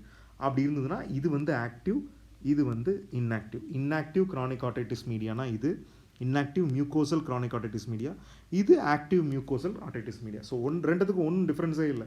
பார்ஸ் டென்ஸால் பெர்ஃபரேஷன் ரெண்டுத்துலேயும் இருக்குது. இது வந்து ட்ரையாக இருக்குது, ஆனால் இது வந்து பார்த்திங்கன்னா எப்படி இருக்குது, கொஞ்சம் மாய்ஸ்டாக இருக்குது, கொஞ்சம் பாலிபாய்டலாக இருக்குது. மியூக்கோசா மிடிலியர் மியூக்கோசா உள்ளே பார்க்குறீங்க இல்லைங்களா, அதெல்லாம் ரெட்டிஷாக இருக்குது. கொஞ்சம் பஸ்ஸு வந்து இந்த எக்ஸ்டர்னல் கெனாடோவில் கீழே ஆரோ மார்க் இண்டிகேட்டடாக இருக்குது இல்லைங்களா, அந்த இடத்துல பஸ்ஸு வந்து கொஞ்சம் சேர்ந்துருக்கு. ஸோ இது இன்னொரு பிக்சர். இந்த பிக்சரில் பாருங்கள், அதே இதுதான். இந்த ப்ரிஃபரேஷன் வந்து பார்த்திங்கன்னா நல்லா இடிமேட்டஸாக திக்கண்டாக இருக்குது. இது ஆக்டிவ் மியூக்கோசல். இதே இது இங்கே பாருங்கள், பயங்கர ட்ரையாக இருக்குது. இந்த இடத்துல நீங்கள் இந்த கார்னரில் பார்த்தீங்கன்னா ஒரு ஒயிட்டிஷ் இது தெரியுது பார்த்தீங்களா, ஒரு ஒயிட்டிஷாக ஒரு ஸ்கார் டிஷ்யூ தெரியுது. அந்த மேண்டில் ஆஃப் மேலிஸை ஒட்டி ஒரு ஒயிட்டிஷ் ஸ்கார் டிஷ்யூ தெரியுது. இது வந்து ட்ரை, இது அதனால் அதுக்கு பேர் வந்து இன்ஆக்டிவ் மியூக்கோசல் வெரைட்டி. இது active mucosal variety. Inactive mucosal variety, active mucosal variety. So mucosal variety is nothing but, mucosal வெரைட்டியில் என்ன நடக்குது, மியூக்கோசல் வெரைட்டியில் நம்மளுக்கு வந்து பார்ஸ் டென்ஸால் பெர்ஃபரேஷன் இருக்குது. அப்படி பார்ஸ் டென்ஸால் இருக்கிற பெர்ஃபரேஷன் எப்படி இருக்குது அப்படின்னு கேட்டிங்கன்னா, பார்ஸ் டென்ஸால் இருக்கிற பெர்ஃபரேஷன் வந்து அது வந்து ட்ரையாக இருந்ததுன்னா அதை வந்து இன்ஆக்டிவ்னு சொல்கிறோம், வெட்டாக இருந்ததுன்னா அதை ஆக்டிவ்னு சொல்கிறோம். அது கூடவே எப்படி இருக்குது, மிடிலியர் மியூக்கோஸா கொஞ்சம் எடிமேட்டஸாக இருந்துச்சுன்னா அது ஸ்டில் ஆக்டிவ். அதே இது ட்ரையாக இருக்குது, நார்மலாக இருக்குது, மிடிலியர் மியூக்கோஸா எடிமேட்டஸாக இல்லை பெயிலாக இருக்குது அப்படின்னா அதை இன்ஆக்டிவ்னு சொல்கிறோம். இதுதான் வந்துங்க என்ன மெத்தட் அப்படின்னு கேட்டிங்கன்னா, இது வந்து ஃபஸ்ட்டு ஹீல்டுனா என்னென்னு பார்த்துட்டிங்க, ஒன்று பார்த்துட்டோம். ரெண்டாவது வெரைட்டி வந்து இன்ஆக்டிவ் மியூக்கோசல், அடுத்தது வந்து ஆக்டிவ் மியூக்கோசல். 3 வெரைட்டி பார்த்தாச்சு. இப்போ நம்ம அடுத்து we will see about the squamosal variety. So mucosal வெரைட்டினா என்னென்னு தெரிஞ்சுக்கிட்டீங்க இல்லைங்களா, மியூக்கோசல் வெரைட்டியில் என்னென்ன ஃபைண்டிங் இருக்குன்னு தெரிஞ்சுக்கிட்டீங்க இல்லைங்களா. அடுத்தது நாம் போக போகிறது வந்து பார்த்திங்கன்னா 4வது point, inactive squamosal. Inactive squamosal, inactive squamosal. அடுத்து இன்னொன்று இருக்குது ஆக்டிவ் ஸ்குவாமோசல். ஸோ இன்ஆக்டிவ் ஸ்குவாமோசலுங்கிறது என்ன அப்படின்னு பார்த்தீங்கன்னா, இன்ஆக்டிவ் ஸ்குவாமோசலுங்கிறது என்னென்னு பார்த்தீங்கன்னா, பார்ஸ் டென்ஸாலேயோ அல்லது பார்ஸ் ஃப்ளாசிடாலேயோ, ஐ ரிப்பீட், பார்ஸ் டென்ஸால் அல்லது பார்ஸ் ஃப்ளாசிடால என்ன இருக்குது அப்படின்னு கேட்டிங்கன்னா, பார்ஸ் டென்ஸா அல்லது ஒரு பார்ஸ் ஃப்ளாசிடால ரிட்ராக்ஷன் இருக்கும். ரிட்ராக்ஷன்னா என்ன அப்படின்னு கேட்டிங்கன்னா, நார்மலாக இருக்கிற ஆங்குலேஷனில் டிம்பானிக் மெம்பரேன் இருக்காது. புரியுதுங்களா, நார்மலாக இருக்கிற ஆங்குலேஷனில் இருக்காது. அந்த டிம்பானிக் மெம்பரேன் கொஞ்சம் உள்ளே இழுத்துக்கிட்டு இருக்கும். உள்ளே இட் இஸ் சக்டின் ரொம்ப உள்ளே இழுத்துக்கிட்டு இருக்க மாதிரி அப்சார்ப்டாக இருக்கும். இப்போது அந்த ஒரு எக்ஸாம்பிளுக்கு ஒரு வேக்யூம் போட்டோம்னா, ஒரு ரப்பர் ஷீட் மேலே வேக்யூம் போட்டோம்னா அப்படியே சக்குன்னு சக்கின் பண்ணும், பார்த்துருக்கீங்களா? அந்த மெக்கானிசத்தை தான் ரெட்ராக்ஷன்னு சொல்கிறோம். அந்த மெக்கானிசத்தை தான் என்னென்னு சொல்கிறோம், ரெட்ராக்ஷன்னு சொல்கிறோம். ஸோ ரெட்ராக்ஷன் இருக்கும். ரெட்ராக்ஷன் எங்கே இருக்கும் அப்படின்னு கேட்டிங்கன்னா, பார்ஸ் ஃப்ளாசிடாலையும் இருக்கலாம் அல்லது பார்ஸ் டென்ஸாலையும் இருக்கலாம். பார்ஸ் ஃப்ளாசிடாலையும் இருக்கலாம், பார்ஸ் டென்ஸாலையும் இருக்கலாம். அது வந்து வெறும் ரிட்ராக்ஷன் மட்டும் இருந்துச்சுன்னா அதை வந்து நாம் என்னென்னு சொல்கிறோன்னா, வெறும் ரிட்ராக்ஷன் மட்டும் இருந்ததுன்னா அதை வந்து நாம் என்ன சொல்கிறோம், வெறும் ரிட்ராக்ஷன் மட்டும் இருந்தால் நாம் வந்து அதை வந்து இன்ஆக்டிவ்னு சொல்கிறோம். அதே ரிட்ராக்ஷனோட சேர்ந்து கெராட்டின் டெப்ரிஸ் அக்குமுலேட் ஆக ஆரம்பிச்சிருச்சுன்னா, அதே ரிட்ராக்ஷனோட சேர்ந்து கெராட்டின் டெப்ரிஸ் அக்குமுலேட் ஆக ஆரம்பிச்சிருச்சுன்னா என்ன ஆகுது அப்படின்னு கேட்டிங்கன்னா, அது வந்து ஆக்டிவ் ஸ்டேட்டுக்கு மாறிடலாம். ரிட்ராக்ஷனோட சேர்ந்து கெராட்டின் டெப்ரிஸ் அக்குமுலேட் ஆக ஆரம்பிச்சிருச்சுன்னா அது வந்து என்னவா மாறிடலாம், ஆக்டிவ் ஸ்டேட்டுக்கு மாறிடலாம். ஸோ அந்த பார்ஸ் டென்ஸாலையும் பார்ஸ் ஃப்ளாசிடாலையும் ரிட்ராக்ஷன் மட்டுமே இருந்துச்சுன்னா அதை நம்ம என்னென்னு சொல்கிறோம், அதை வந்து நம்ம அதை வந்து இன்ஆக்டிவ் ஸ்குவாமோசல்னு சொல்கிறோம். ஸோ இந்த பார்ஸ் டென்சா ரெட்ராக்ஷன் அண்ட் பார்ஸ் ஃப்ளாசிடா ரெட்ராக்ஷன் அப்படின்னு 2 கிளாஸிஃபிகேஷன் இருக்குது. பார்ஸ் டென்சாவில் மட்டும் ரிட்ராக்ஷன் வரலாம், அல்லது பார்ஸ் ஃப்ளாசிடாவில் மட்டும் ரிட்ராக்ஷன் வரலாம். இப்படி வர்ற ரிட்ராக்ஷன் எப்படி வேணாலும், அதாவது ரெண்டுத்துலேயுமேவும் கூட வரலாம். பார்ஸ் டென்சாலையும் வரலாம், பார்ஸ் ஃப்ளாசிடாலையும் வரலாம். அப்படி வர்ற ரிட்ராக்ஷனை வந்து நம்ம என்னென்னு சொல்கிறோம், இன்ஆக்டிவ் ஸ்குவாமோசல் டிசீஸ்னு சொல்கிறோம். இப்போ நம்ம என்ன பார்த்துட்ருக்கோம் அப்படின்னா, கிரானிக் ஆர்டிட்டிஸ் மீடியானா என்னென்னு பார்த்தோம். கிரானிக் ஆர்டிட்டிஸ் மீடியாவில் என்னென்ன கிளாஸிஃபிகேஷன் இருக்குன்னு பார்த்தோம். ஒவ்வொரு கிரானிக் ஆர்டிட்டிஸ் மீடியாவுக்கும் என்னென்ன டிஃப்ரென்ஸ்னு பார்த்துக்கிட்டு இருக்கோம். ஃபஸ்ட்டு பார்த்தது ஹீல்டு ஆர்டிட்டிஸ் மீடியா, அதில் ஹீல்டு டிம்பானிக் மெம்பரேன் இருக்கும். அடுத்தது பார்த்தது மியூகோசல் டிசீஸில் இன்ஆக்டிவ் ஃபஸ்ட்டு பார்த்தோம், அடுத்து ஆக்டிவ் பார்த்தோம். இன்ஆக்டிவ்னா ட்ரை பெர்ஃபரேஷன், அதுக்கு நான் ஃபோட்டோ காமிச்சேன். ஆக்டிவ்னா பெர்ஃபரேஷன் வெட்டாக இருக்கிறது, அதுக்கும் நான் ஃபோட்டோ காமிச்சேன். அடுத்தது ஸ்குவாமோசல் வெரைட்டி. ஸ்குவாமோசல் வெரைட்டி பார்க்க ஆரம்பிச்சிருக்கோம். ஸ்குவாமோசலில் நம்ம ஃபஸ்ட்டு பார்க்குறது இன்ஆக்டிவ் ஸ்குவாமோசல். இன்ஆக்டிவ் ஸ்குவாமோசல்னால் என்ன, ரிட்ராக்ஷன் பாக்கெட் இருக்குது. அந்த ரிட்ராக்ஷன் பாக்கெட் எங்கே இருக்குது, பார்ஸ் டென்சாவில் இருக்கலாம், அல்லது பார்ஸ் ஃப்ளாசிடாவில் இருக்கலாம், அல்லது ரெண்டத்துலேயுமே இருக்கலாம். அப்படி இருந்துச்சுன்னா அதை வந்து நம்ம என்னென்னு சொல்கிறோம், இன்ஆக்டிவ் ஸ்குவாமோசல் வெரைட்டின்னு சொல்கிறோம். ஓகேவா? இதை நான் வந்து இந்த pars tensa retraction is classified into different stages and pars flaccida retraction is also classified into different stages. ரெண்டுமே வெவ்வேறு ஸ்டேஜாக கிளாஸிஃபை ஆகிருக்கு. ஒவ்வொன்றும் ஒவ்வொரு ஸ்டேஜ். புரியுதுங்களா? ரெண்டும் வெவ்வேறு இதுக்கு கிளாஸிஃபை பண்ணுறாங்க. ரெண்டும் ஒவ்வொரு ஸ்டேஜ். அந்த ஒவ்வொரு ஸ்டேஜும் ஒவ்வொரு விதமாக இருக்கும். எப்படி இருக்கும், ஒவ்வொரு ஸ்டேஜும் ஒவ்வொரு விதமாக இருக்கும். ஸோ அது ரொம்ப முக்கியமான விஷயம். அது என்ன விஷயம், அது ரொம்ப முக்கியமான விஷயம். எப்படி அதில் ரிட்ராக்ஷன் இருக்குங்கிறத வச்சு தான் நாம் வந்து எல்லாத்தையுமே நாம் வந்து புரிஞ்சுக்குவோம். சரிங்களா? ஸோ பார்ஸ் டென்சா ரிட்ராக்ஷன்னா என்ன அப்படின்னு தெரியணும், பார்ஸ் ஃப்ளாசிடா ரிட்ராக்ஷன்னா என்னன்னு தெரியணும். புரியுதுங்களா? பார்ஸ் டென்சா ரிட்ராக்ஷன்னா என்னன்னு தெரியணும், பார்ஸ் ஃப்ளாசிடா ரிட்ராக்ஷன்னா என்னன்னு தெரியணும். பார்ஸ் டென்சா ரிட்ராக்ஷனில் டிஃப்ரெண்ட் ஸ்டேஜஸ் இருக்குது. அதே மாதிரி பார்ஸ் ஃப்ளாசிடா ரிட்ராக்ஷன்லேயும் டிஃப்ரெண்ட் ஸ்டேஜஸ் இருக்குது. புரியுதுங்களா? ஸோ இப்போ வந்துட்டு நம்ம என்ன பண்ணுறோம் அப்படின்னு கேட்டிங்கன்னா, இப்போ வந்து ஒவ்வொன்றா பார்ப்போம். இப்போ வந்துட்டு பார்ஸ் அந்த ரிட்ராக்ஷன் எப்படி இருக்குங்கிறத ஃபோட்டோவில் பார்ப்போம். அந்த ரிட்ராக்ஷன் எப்படி இருக்குங்கிறத ஃபோட்டோவில் பார்ப்போம். Okay, right. Okay okay right. இப்போது ஒரு ஸ்டேஜாக பார்ப்போம். Pars tensa retraction stage 1. Stage 1ல் என்ன பார்க்குறீங்க அப்படின்னு பார்த்தீங்கன்னா, இதுதான் வந்து ஃபஸ்ட்டு இந்த பிக்சர் தான் வந்து பார்ஸ் டென்சா ரிட்ராக்ஷன். இதுதான் stage 1 pars tensa retraction. Minimal retraction மட்டும் இருக்குது. ஏன் இதை ரிட்ராக்டட்னு சொல்கிறோன்னா, நார்மலாக தெரிகிற கோன் ஆஃப் லைட் இங்கே தெரியல. நார்மலாக ஒரு டிம்பானிக் மெம்பரேனா கோன் ஆஃப் லைட் தெரியணும் இல்லைங்களா, அந்த கோன் ஆஃப் லைட் இங்கே தெரியல. மினிமலாக அந்த டிம்பானிக் மெம்பரேன் லேசாக உள்ள சக்கின் ஆன மாதிரி இருக்குது. அதை தான் வந்து நாம் என்ன சொல்கிறோம், ஸ்டேஜ் 1 பார்ஸ் டென்சா ரிட்ராக்ஷன் சொல்கிறோம். அடுத்தது வந்து ஸ்டேஜ் 2 பார்ஸ் டென்சா ரிட்ராக்ஷன். இதில் வந்து tympanic membrane is in contact with the long process of incus. இங்கே தெரியுது இல்லைங்களா, இதுதான் இது மேலியஸ். மேலியஸ்க்கு பின்பக்கமாக இருக்கிறது incus. Tympanic membrane is in contact with the long process of incus. அது வந்து ஸ்டேஜ் 2. ஸ்டேஜ் 3 என்ன அப்படின்னு பார்த்தீங்கன்னா, இதுதான் ஸ்டேஜ் 3. ஸ்டேஜ் 3ல tympanic membrane is intact and small anterior chalk patch தெரியும். Tympanic membrane, posterior retraction of tympanic membrane promontory வரைக்கும் போய் ஒட்டிக்கிட்டு இருக்கு. புரியுதுங்களா? ஸோ இதை பேசிக்கலாக நான் இன்னொரு படத்தில் எக்ஸ்பிளைன் பண்ணி காட்டுறேன். அடுத்தது இதுதான் ஸ்டேஜ் 4. இதுக்கு பேர் adhesive otitis media. It is adherent to the promontory and drape around the long process of incus and stapes. இதுதான் வந்து ஸ்டேஜ் 4. ஸோ 4 ஸ்டேஜ் இருக்குது. புரியுதுங்களா? 4 ஸ்டேஜ் இருக்குது. So we will see one by one. 4 stage இருக்குது. இப்போ நம்மளுக்கு என்ன புரியணும்னா, நார்மலாக இந்த பிக்சர் பார்த்திங்கன்னா ஓரளவுக்கு புரியும். இந்த பிக்சர் ஸோ இப்படி இருக்கும். இது என்ன அப்படின்னா, இது எபிடிம்பானம், மீசோடிம்பானம், ஹைப்போடிம்பானம். இது வந்து டிம்பானிக் மெம்பரேன். இந்த இடத்துல ப்ரொமோட்டரி இருக்கும். இதுதான் வந்து நம்ம மிடிலியரோட பிக்சர். இப்போது டிம்பானிக் மெம்பரேன்லேருந்து ப்ரொமோட்டரிக்கு நடுவில் ஒரு 8 to 6 மில்லிமீட்டர் கேப் இருக்கும். இந்த இடத்துக்கு நடுவில் எவ்வளோ கேப் இருக்கும், இந்த இடம் எவ்வளோ கேப்போடு இருக்குது, 8 to 6 மில்லிமீட்டர் கேப் இருக்கும். ஆனால் இந்த டிம்பானிக் மெம்பரேன் நார்மலான இந்த பொசிஷனில் இருக்காமல் என்ன ஆக ஆரம்பிக்குதுன்னா, உள்ளே சக்கின் ஆக ஆரம்பிச்சிடும். என்ன ஆரம்பிக்குது, உள்ளே சக்கின் ஆக ஆரம்பிச்சிடும். உள்ளே சக்கின் ஆகி இப்படி போய் ஒட்டுது. இப்படி உள்ளே ஒட்டுது இல்லைங்களா, ஒவ்வொரு ஸ்டேஜாக உள்ளே போகுது இல்லைங்களா, அதை ஒவ்வொரு ஸ்டேஜையும் தான் நம்ம வந்து ஒவ்வொரு stage of parse tensa retraction சொல்கிறோம். ஸோ என்னென்ன அந்த stage of parse tensa retraction அப்படின்னு கேட்டிங்க அப்படின்னா, ஃபஸ்ட்டு ஸ்டேஜ் ஃபஸ்ட்டு ஸ்டேஜ் என்னென்னு பார்ப்போம். ஃபஸ்ட்டு ஸ்டேஜ் அதில் என்ன நடக்குது? பாஸ்ட் டென்ஸாக மைல்ட்லி ரிட்ராக்டட், பாஸ்ட் டென்ஸாக மைல்டு ரிட்ராக்ஷன்னு போடுறாங்க. ஸ்டேஜ் 2 என்ன அப்படின்னு கேட்டிங்கன்னா, பாஸ்ட் டென்ஸாக is retracted with and in contact with a long process of incus, long process of incus கிட்ட போய் டச் பண்ணுது. அடுத்தது ஸ்டேஜ் 3, அதில் என்ன நடக்குது அப்படின்னு பார்த்தீங்கன்னா, இட் இஸ் பாஸ்ட் டென்ஸாக இஸ் டச்சிங் த ப்ரொமோண்டரி வரைக்கும் போய் டச் பண்ணுது. அடுத்தது 4th ஸ்டேஜ், அதுக்கு பேர் தான் adhesive otitis media, adhesive otitis media. So இப்போது நம்மளுக்கு இந்த பிக்சரே தான் திரும்ப, இந்த பிக்சர் இருக்குது இல்லைங்களா, அந்த பிக்சர் தான் திரும்ப, அந்த பிக்சர் இதில் டிம்பானிக் மெம்பரேன் நார்மலாக இங்கே இருக்கும், இந்த இடத்துல மேலியஸ் இருக்கும், அதுக்கடுத்து இன்கஸ் வரும், அதுக்கடுத்து ஸ்டெப்பீஸ் இருக்கும் இல்லைங்களா. ஸோ இது வரைக்கும் ஒட்டிக்கிட்டு இருந்தால் அது வந்து நார்மல், கொஞ்சம் உள்ளே போச்சுன்னா அது ஸ்டேஜ் 1.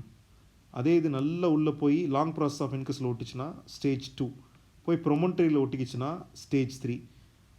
ஃபுல்லாக எல்லாத்தையும் அட்டாச் ஆன மாதிரி, எல்லா ஆசிக்கல்ஸ்லேயும் பட்டுன்னு அட்டாச் ஆன மாதிரி ஒட்டிக்கிட்டு இருந்துச்சுன்னா அது அட்ஹெசிவ் ஆட்டைட்டிஸ் மீடியா. அந்த பிக்சர், அந்த ஸ்டேஜஸ் தான் இது. பாஸ்ட் டென்ஸாக மைல்ட்லி ரிட்ராக்டட், பாஸ்ட் டென்ஸாக to the long process of incus, பாஸ்ட் டென்ஸாக டு த ப்ரொமோட்டரி, பாஸ்ட் டென்ஸாக டு த எவ்ரி ஸ்ட்ரக்சர் எல்லாமே இருக்குது. என்னென்ன? It is adherent with the draped around the long process of இன்கஸில் ஒட்டிகிட்டு இருக்கும், ஸ்டெப்பீஸில் ஒட்டிக்கிட்டு இருக்கும், அப்படியே ப்ரொமோட்டரியில் போய் பேச்சப் ஆகி இப்படி இருக்கும் டிம்பானிக் மெம்பரேன் பார்க்குறதுக்கு. அதுதான் நான் அந்த பிக்சர்லையும் காமிச்சேன். திரும்ப உங்களுக்கு அந்த நான் பிக்சர் இப்போ காமிச்சேன்னா உங்களுக்கு பெட்டராக புரியும். அந்த பிக்சரே திரும்ப காட்டுறேன், உங்களுக்கு அது பெட்டராக புரியும். ஓகேவா? ஸோ இது stage 1, stage 1 mild retraction. Stage 2 retractor and it is adherent with the incurs.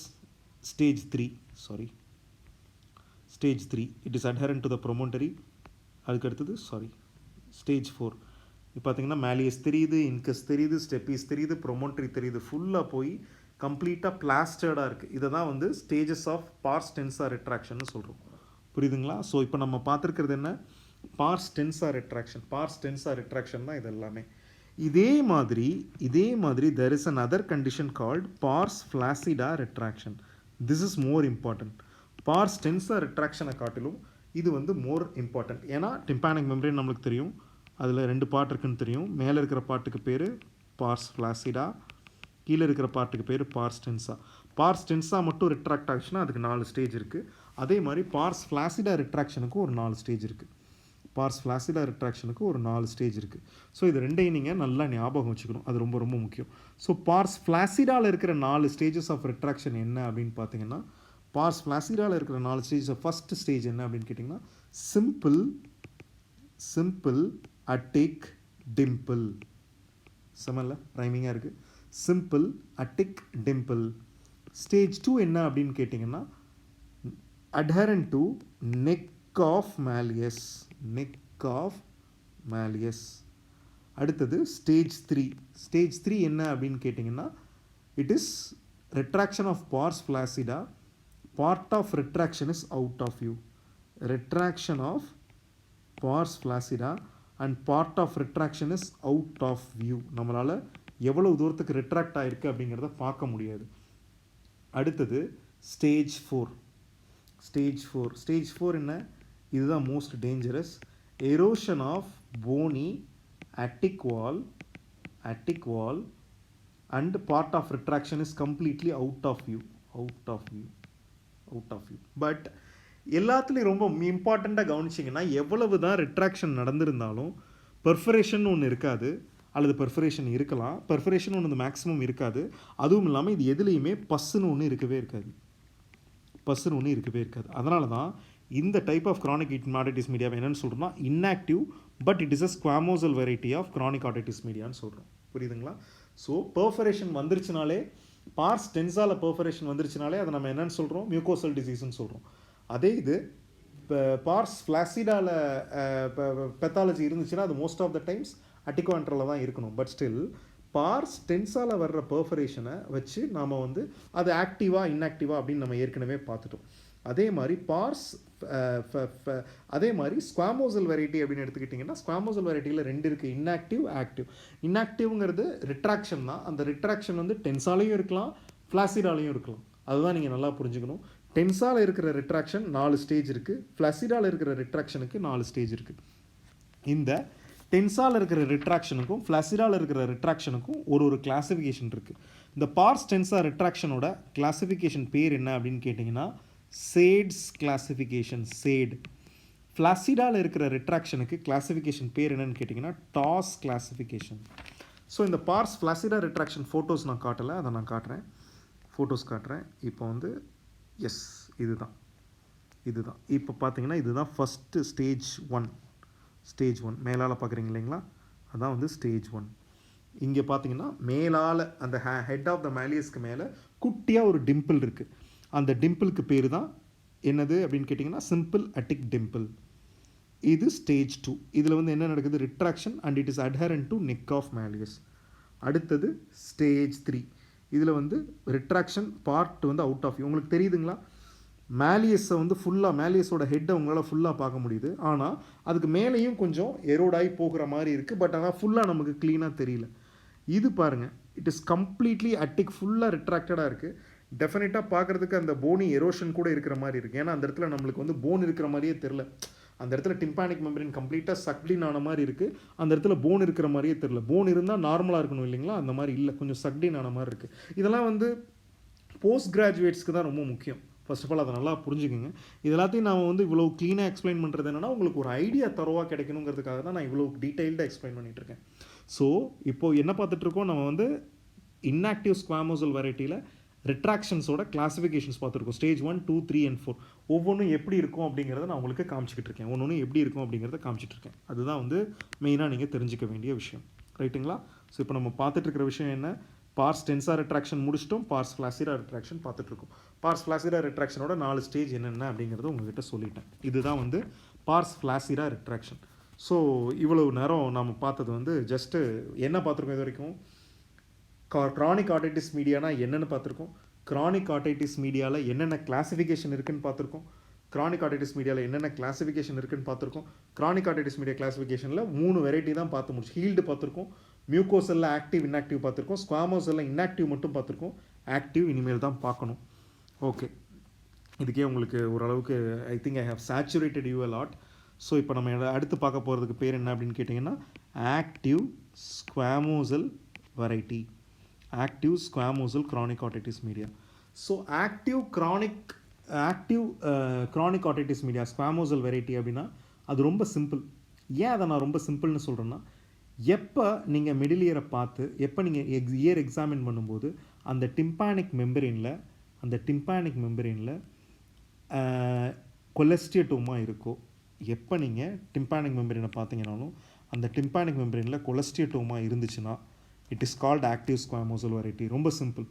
So retraction of pars flaccida or tensa, retraction of pars flaccida or pars tensa with retained squamous epithelial debris and associated with inflammation plus pus production plus erosion of adjacent mucosa. இந்த கண்டிஷனை தான் நம்ம என்னன்னு சொல்கிறோம், active ஸ்குவாமோசல் வெரைட்டின்னு சொல்கிறோம். So nothing other தென் கொலஸ்டியட்டோமா.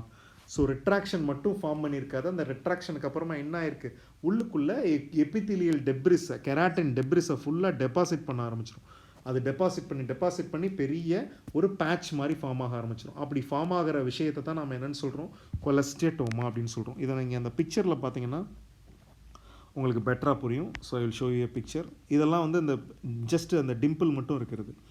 இப்போது கொலஸ்டியட்டோமா இருக்குது அப்படின்னா அது வந்து ரொம்ப எவிடெண்ட்டாக உங்களுக்கு தெரியும். கொலஸ்டியட்டோமா இருக்குது அப்படின்னா I think I have not taken the picture. Okay, cholesteatoma இருக்குன்னா அது உங்களுக்கு ரொம்ப எவிடெண்ட்டாக உங்களுக்கு வந்து பயங்கரமாக தெரியும். அது வந்து அந்த கொலஸ்டியட்டோமா தான் இருக்குது அப்படிங்கிறது வந்து ரொம்ப எவிடெண்ட்டாக தெரியும். அப்படி எவிடெண்ட்டாக தெரிஞ்சதுன்னா அதுதான் நம்ம வந்து கொலஸ்டியட்டோமா அப்படின்னு சொல்கிறோம். ஓகேவா? கொலஸ்டியட்டோமா பிக்சர்ஸ் நிறைய நீங்கள் பார்த்துருப்பீங்க. I will try to show something cholesteatoma பிக்சரை பிஃபோர் திஸ் செஷன். நான் வந்து உங்களுக்கு end of the session cholesteatoma picture ஏதாவது இருந்ததுன்னா I will try to show you. Okay, இப்போது வந்துட்டு பார்த்தோம்னா என்ன நம்ம தெரிஞ்சு வச்சுருக்கோம், டைப்ஸ் ஆஃப் கிளாஸிஃபிகேஷன்ஸ் எல்லாமே ஓரளவுக்கு உங்களுக்கு ஐடியா கிடச்சிருச்சு இல்லைங்களா? கிளாஸிஃபிகேஷன்ஸ் எல்லாமே ஓரளவுக்கு ஐடியா கிடச்சிருச்சு.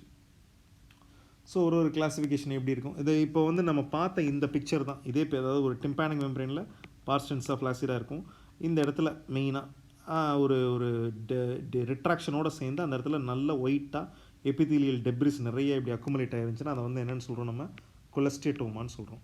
கொலஸ்டேட்டோமான்னு சொல்கிறோம். ஸோ அதுதான் வந்து கொலஸ்டேட்டோமா. ஸோ இதுதான் வந்து various types of classifications of chronic otitis media. So நாம் இது வரைக்கும் பார்த்துருக்கிறது என்ன, க்ரானிக் ஆர்டைட்டிஸ் மீடியானா என்னென்னு பார்த்துருக்கோம், க்ரானிக் ஆர்டைட்டிஸ் மீடியாவோட கிளாஸிஃபிகேஷன் என்னென்னு பார்த்துருக்கோம், அவ்வளோதான். We have to go through lots and lots of things, இன்னும் நிறைய இருக்குது. க்ரானிக் ஆர்டைட்டிஸ் மீடியாவோட பெத்தாலஜி, க்ரானிக் ஆர்டைட்டிஸ் மீடியாவோட ஜென்ரல் ஈட்டியாலஜி, க்ரானிக் ஆர்டைட்டிஸ் மீடியாவோட டயக்னோசிஸ், இது மாதிரி ஒன்றுன்னா நாம் பார்த்துட்டு போகணும். It is a very big topic and I am sorry, உங்களுக்கு வந்து பெட்டராக புரியணும் அப்படிங்கிறதுக்காக I am trying to show every thing. ஓரளவுக்கு உங்களுக்கு டீட்டெயில்டாக எல்லாத்தையும் நான் கொடுக்கணும்னு நினைக்கிறதுனால தான் கொஞ்சம் டைம் எடுத்துக்கிறேன்.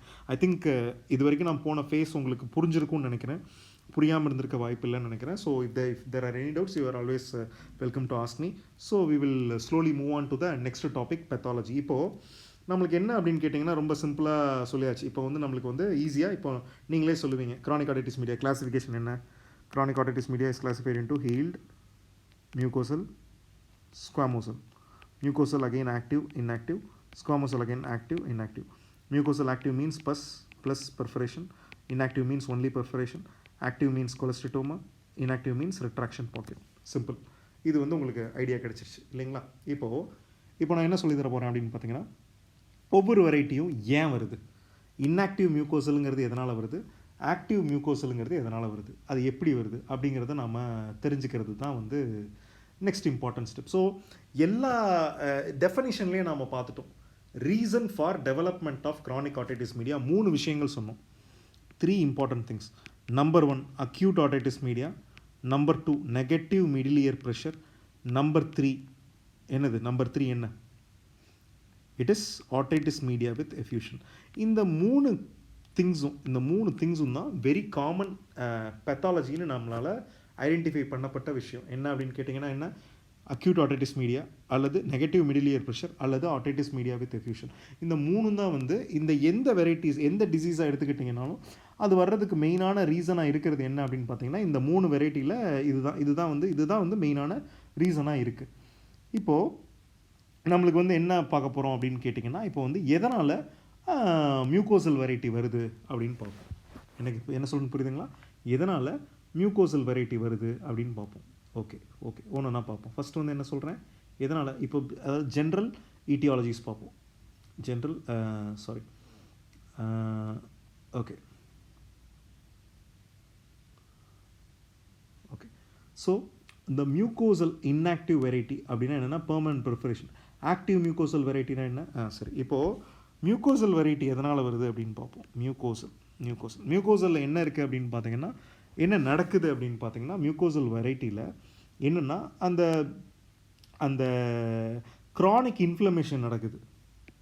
என்ன நடக்குது, க்ரானிக்காக இன்ஃப்ளமேஷன் நடக்குது.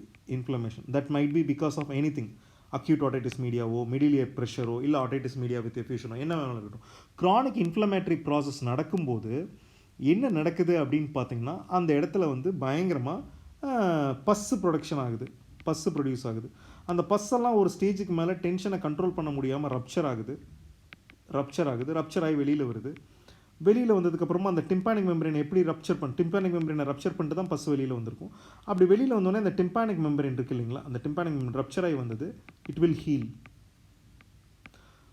Majority of the time 60% of the time இந்த டிம்பானிக் மெம்பரேன் கம்ப்ளீட்டாக அதுவே ஹீல் ஆகிடுமா.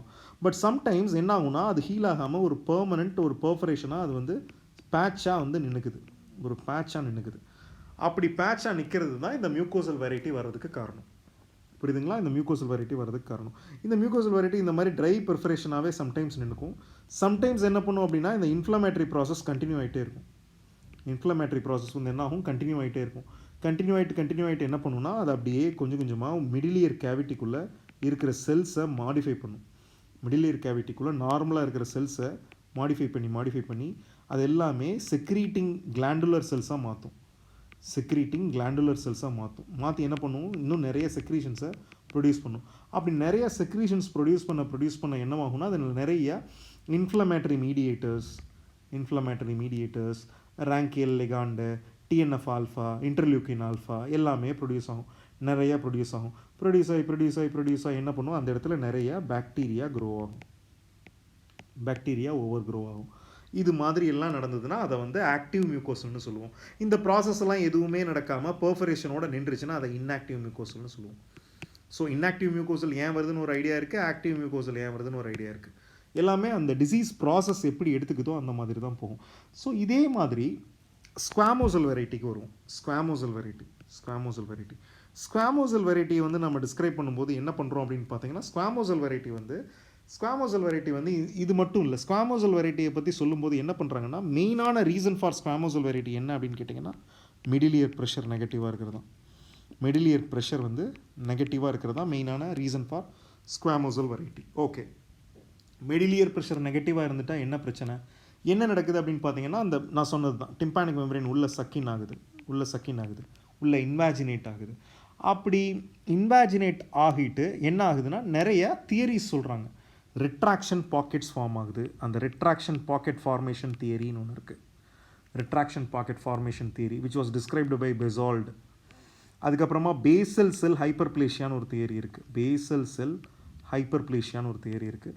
அடுத்ததாக இம்மைக்ரேஷன் ஒரு தியரி இருக்குது. மெட்டாப்ளேஷியான்னு ஒரு தியரி இருக்குது. Shades theory. அப்புறமா ஒவ்வொரு தியரிக்கும் ஒவ்வொரு பேர் இருக்குது. ஒவ்வொரு தியரியும் ஒவ்வொரு பேர் வச்சு எக்ஸ்பிளைன் பண்ணுவாங்க. ஒவ்வொரு தியரிக்கும் ஒரு பேர் இருக்குது. அந்த தியரி ஒன்று வர்றதுக்கு ஒரு ரீசன் இருக்குது அப்படின்னு சொல்லியிருப்பாங்க. ஸோ ஒவ்வொரு தியரிக்கும் ஒரு ரீசன் இருக்குது. அதெல்லாம் நம்ம வந்து இது எல்லாமே வந்து உங்களுக்கு வந்து இம்பார்ட்டண்ட்டான எம்சிக்யூ. எல்லாமே வந்து உங்களுக்கு ஒவ்வொன்றும் ஒரு விதமான எம்சிக்யூ வைஸ் பார்த்தீங்கன்னா பயங்கர இம்பார்ட்டன்ட். ஒன்றும் பயங்கர இம்பார்ட்டன்ட், ரைட்டுங்களா?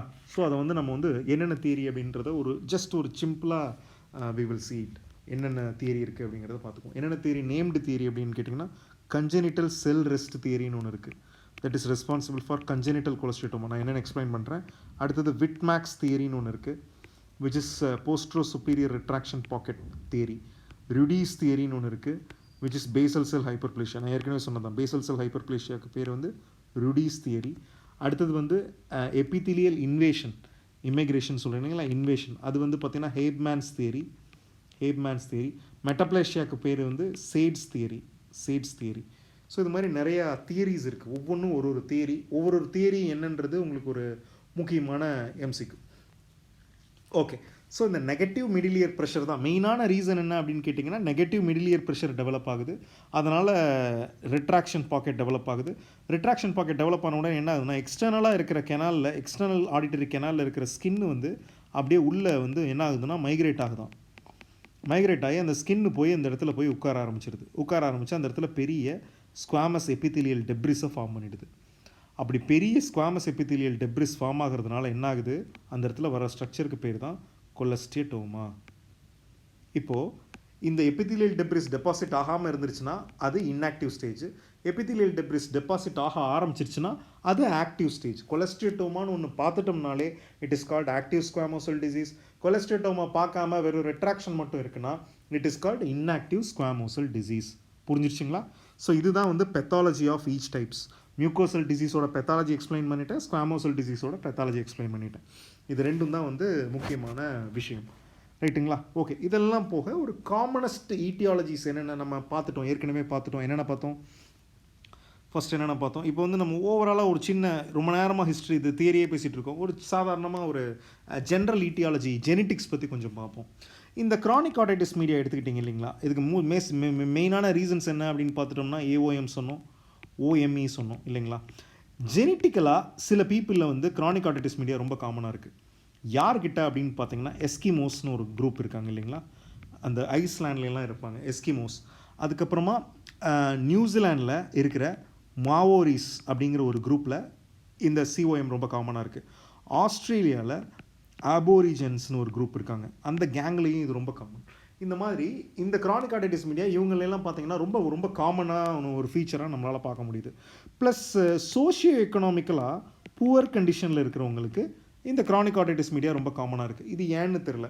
ப்ளஸ் நம்மளுக்கு தெரிஞ்ச விஷயம் தான், நெகட்டிவ் மிடில் இயர் ப்ரெஷர் இருந்ததுனாலே eustachian tube dysfunction, it is very very very very important. அதை வந்து ரொம்ப இட் இஸ் இதுதான் ஒரு எக்ஸாமினர் உங்ககிட்ட வந்து கேட்குறாங்க அப்படின்னா the most commonest aetiology of development of chronic otitis media என்னன்னா அது வந்து அந்த இதுதான் eustachian tube dysfunction because of that negative middle ear pressure. அது வந்து ரொம்ப முக்கியமான விஷயம். இது போக ஜிஇஆர்டி இருக்கிறவங்க gastroesophageal reflux disease, craniofacial abnormalities, auto immune disease இருக்கிறவங்க இவங்களுக்கெல்லாம் வந்து என்ன ஆகுதுன்னா இந்த டிசீஸ் வந்து ஓரளவுக்கு அதிகமாக இருக்குது அப்படின்னு சொல்கிறாங்க. இது நீங்கள் மியூக்கோசல் வெரைட்டி எடுத்துக்கிட்டிங்கனாலும் சரி, ஸ்குவாமோசல் வெரைட்டி எடுத்துக்கிட்டிங்கனாலும் சரி, இதில் இருக்கிற பாக்டீரியல் க்ரோத் அப்படின்னு எடுத்துக்கிட்டிங்கன்னா ப்ரோட்டியஸ் தான் most common, followed by Staph aureus, followed by Pseudomonas, followed by coagulase negative Staph. இது மாதிரி தான் இதோட இது இருக்குது. ஸோ ஜென்ரலாக ஒரு விஷயம் என்ன பார்த்தீங்கன்னா மியூக்கோசல் டிசீஸ் வந்து it comes from AOM, squamosal disease வந்து it comes from otitis media with effusion or negative middle ear pressure அப்படின்னு வச்சுக்கோங்க. Mucosal disease comes from AOM, squamosal disease comes from OME and negative middle ear pressure அப்படிங்கிற மாதிரி வச்சுக்கலாம். ஓகேங்களா? சரி, ஏன் வந்து நீங்கள் வந்து இந்த ஸ்குவாமோசல் டிசீஸ் எடுத்துக்கிட்டிங்கன்னா மெயினாக என்ன சொல்லுவாங்கன்னா போஸ்ட்ரோ சுப்பீரியர் குவாட்ரண்ட்னே சொல்லுவாங்க. ஏன் போஸ்ட்ரோ சுப்பீரியர் குவாட்ரண்ட்டை வந்து ரொம்ப முக்கியமான இடமா சொல்கிறாங்க அப்படின்னு கேட்டிங்கன்னா அந்த போஸ்ட்ரோ சுப்பீரியர் குவாட்ரண்ட்டில் தான் என்ன இருக்குது அப்படின்னு பார்த்தீங்கன்னா ரிச் வாஸ்குலாரிட்டி இருக்கான். ஸோ அந்த இடத்துல தான் நிறைய இன்ஃப்ளமேட்ரி செல்ஸ் போய் உட்காருது. அதனால தான் அந்த போஸ்ட்ரோ சுப்பீரியர் ரீஜன் தான் மோஸ்ட் காமனஸ்ட் திங். அதுவும் இல்லாமல் போஸ்ட்ரோ சுப்பீரியர் குவாட்ரண்ட்டில் fibrous layer of tympanic membrane is thinner, ரொம்ப தின்னாக இருக்குது. அதனாலையும் அந்த இடத்துல போஸ்ட்ரோ சுப்பீரியரில் தான் மோஸ்ட் காமனாக பெத்தாலஜி அதிகமாக இருக்குது அப்படின்னு நீங்கள் தெரிஞ்சுக்கலாம். ஸோ இதெல்லாம் தான் வந்து என்ன க்ரானிக் ஆடிட்டிஸ் மீடியா நிறையா படிச்சிட்டிங்கன்னு நினைக்கிறேன். So still we are going. Chronic otitis மீடியாவில் மியூக்கோசல் வெரைட்டியோட பெத்தாலஜி, ஸ்குவாமோசல் வெரைட்டியோட பெத்தாலஜி, ஜெனட்டிக்கலாக என்னென்ன இன்ஃப்ளூயன்ஸ் இருக்குது க்ரானிக் ஆடிட்டிஸ் மீடியாவுக்கு அப்படின்னு பார்த்துருக்கோம். Okay, right. அடுத்தது ரொம்ப ஒரு இன்ட்ரெஸ்டிங்கான thing, diagnosis of chronic otitis media. How are you going to diagnose chronic otitis media? So ஒரு பேஷண்ட்டுக்கு chronic otitis media தான் இருக்குது அப்படிங்கிறத நம்ம எப்படி டயக்னோஸ் பண்ண போகிறோம் அப்படின்னு கேட்டிங்கன்னா we have to diagnose and assess. என்ன கிளாஸிஃபிகேஷனில் வராங்க அப்படிங்கிறதையும் we have to diagnose and assess. The most important gold standard technique என்ன அப்படின்னு கேட்டிங்கன்னா it is automicroscopy the most commonest gold standard technique for diagnosing chronic otitis media. So எல்லாருக்கும் நம்ம ஆட்டோமைக்ரோஸ்கோப்பி OP செட்டிங்கில் உட்காந்து பண்ண முடியாது. So we can use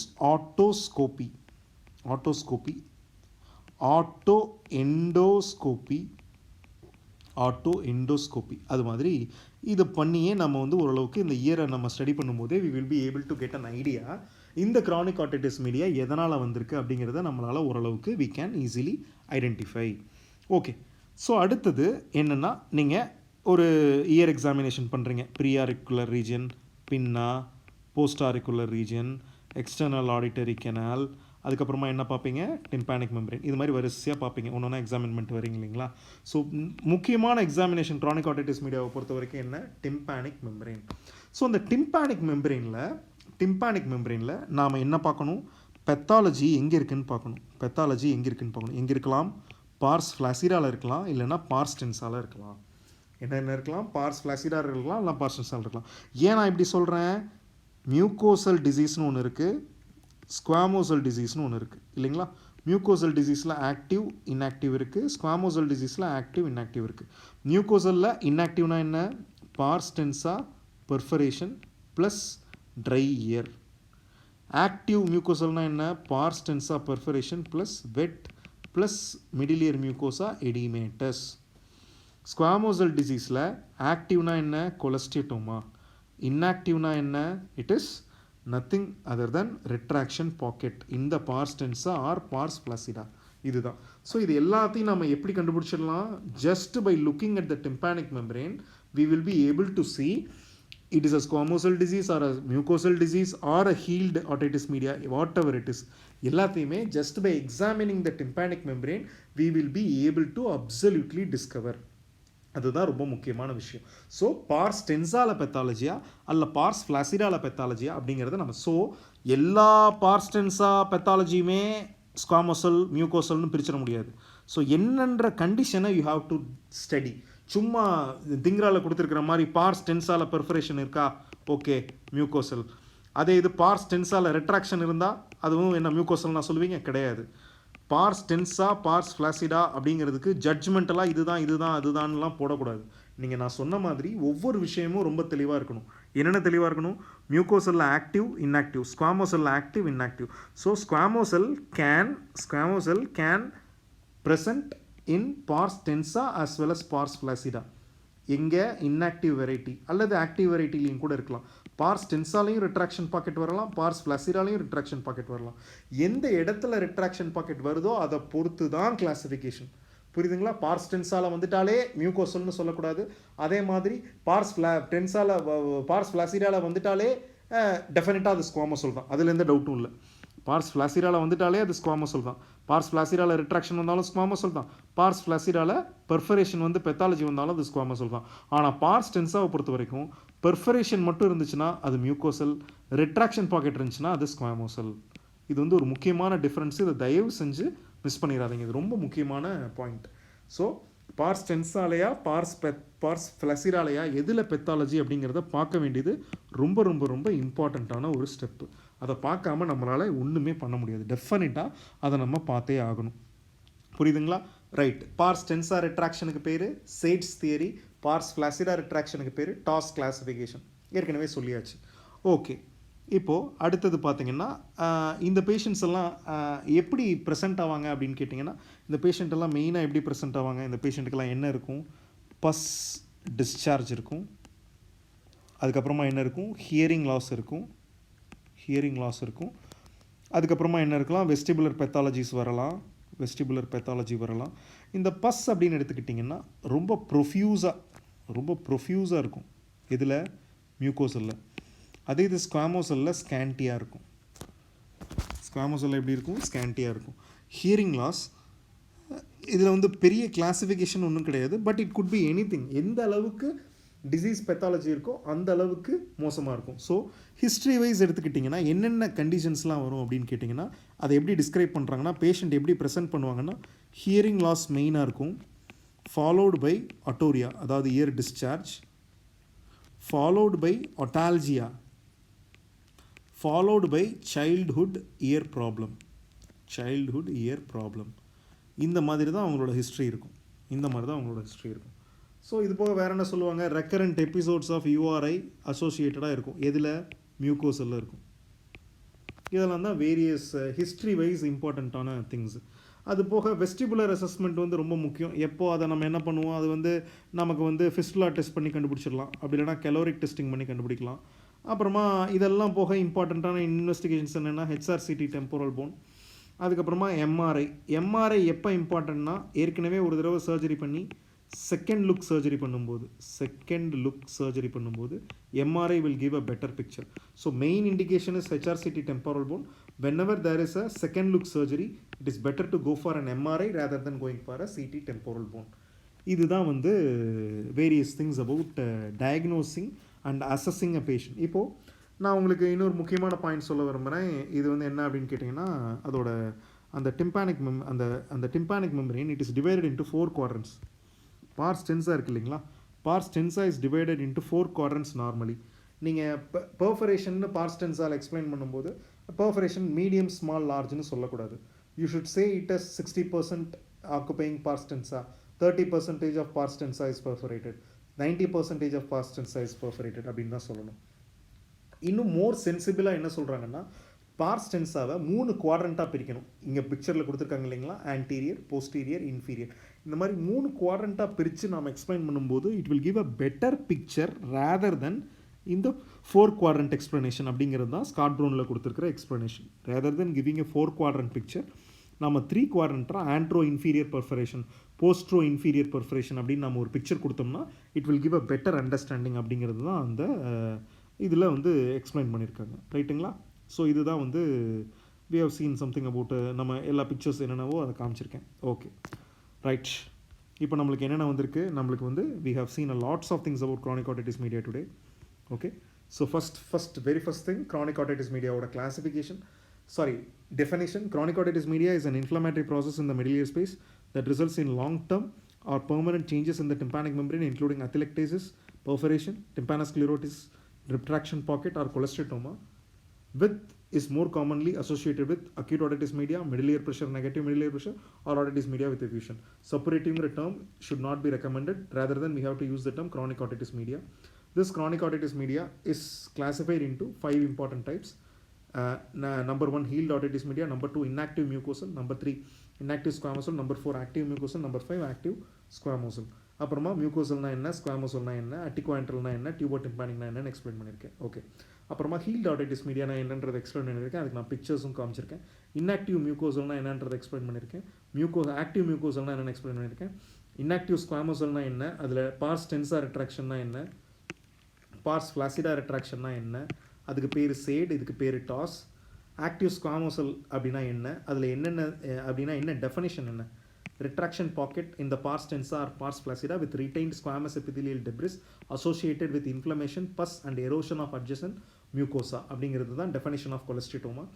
This cholesteatoma இதை வந்து mucosal variety மெயின் காமனஸ்ட் திங்காக ஏஓஎம்மும், ஸ்குவாமோசல் வெரைட்டிக்கு மெயின் காமனஸ்ட் திங்காக நெகட்டிவ் மிடில் இயர் ப்ரெஷரும் middle ear otitis media with எஃப்யூஷனும் சொல்கிறாங்க. அப்புறமா எப்படி அது இன்ஃப்ளமேஷன் என்ன பெத்தாலஜி அப்படிங்கிறத எக்ஸ்பிளைன் பண்ணியிருக்கேன். அதுக்கப்புறமா ஜெனிட்டிக்கலாக யாரெல்லாம் இது ரொம்ப காமன் அப்படிங்கிறத எக்ஸ்பிளைன் பண்ணியிருக்கேன். யாரெல்லாம் ரொம்ப காமன். அதுக்கப்புறமா எப்படி நம்ம டயக்னோஸ் பண்ணுறோம் அப்படிங்கிறத எக்ஸ்பிளைன் பண்ணியிருக்கேன். கோல்டு ஸ்டாண்டர்ட் என்ன, ஆட்டோஸ்கோப்பினா என்ன, ஆட்டோ எண்டோஸ்கோப்பினா என்ன, மியூகோசல் டிசீஸ்னால் அதில் என்ன ஃபைண்டிங் இருக்கும், ஸ்குவாமோசல் டிசீஸ்னால் அதில் என்ன ஃபைண்டிங் இருக்கும், ஹீல்ட் ஆட்டிட்டிஸ் மீடியானா அதில் என்ன ஃபைண்டிங் இருக்கும், ரெட்ராக்ஷன் பாக்கெட் எதில் இருக்கும் அப்படிங்கிறதெல்லாம் எக்ஸ்பிளைன் பண்ணியிருக்கேன். பஸ் எதில் அதிகமாக இருக்கும் அப்படின்றத எக்ஸ்பிளைன் பண்ணியிருக்கேன். ஹிஸ்ட்ரியில் பேஷண்ட் வந்து என்ன ஆர்டரில் வந்து அவங்களோட கம்ப்ளைண்ட்ஸ் இருக்கும் அப்படிங்கிறதையும் நான் எக்ஸ்பிளைன் பண்ணியிருக்கேன்.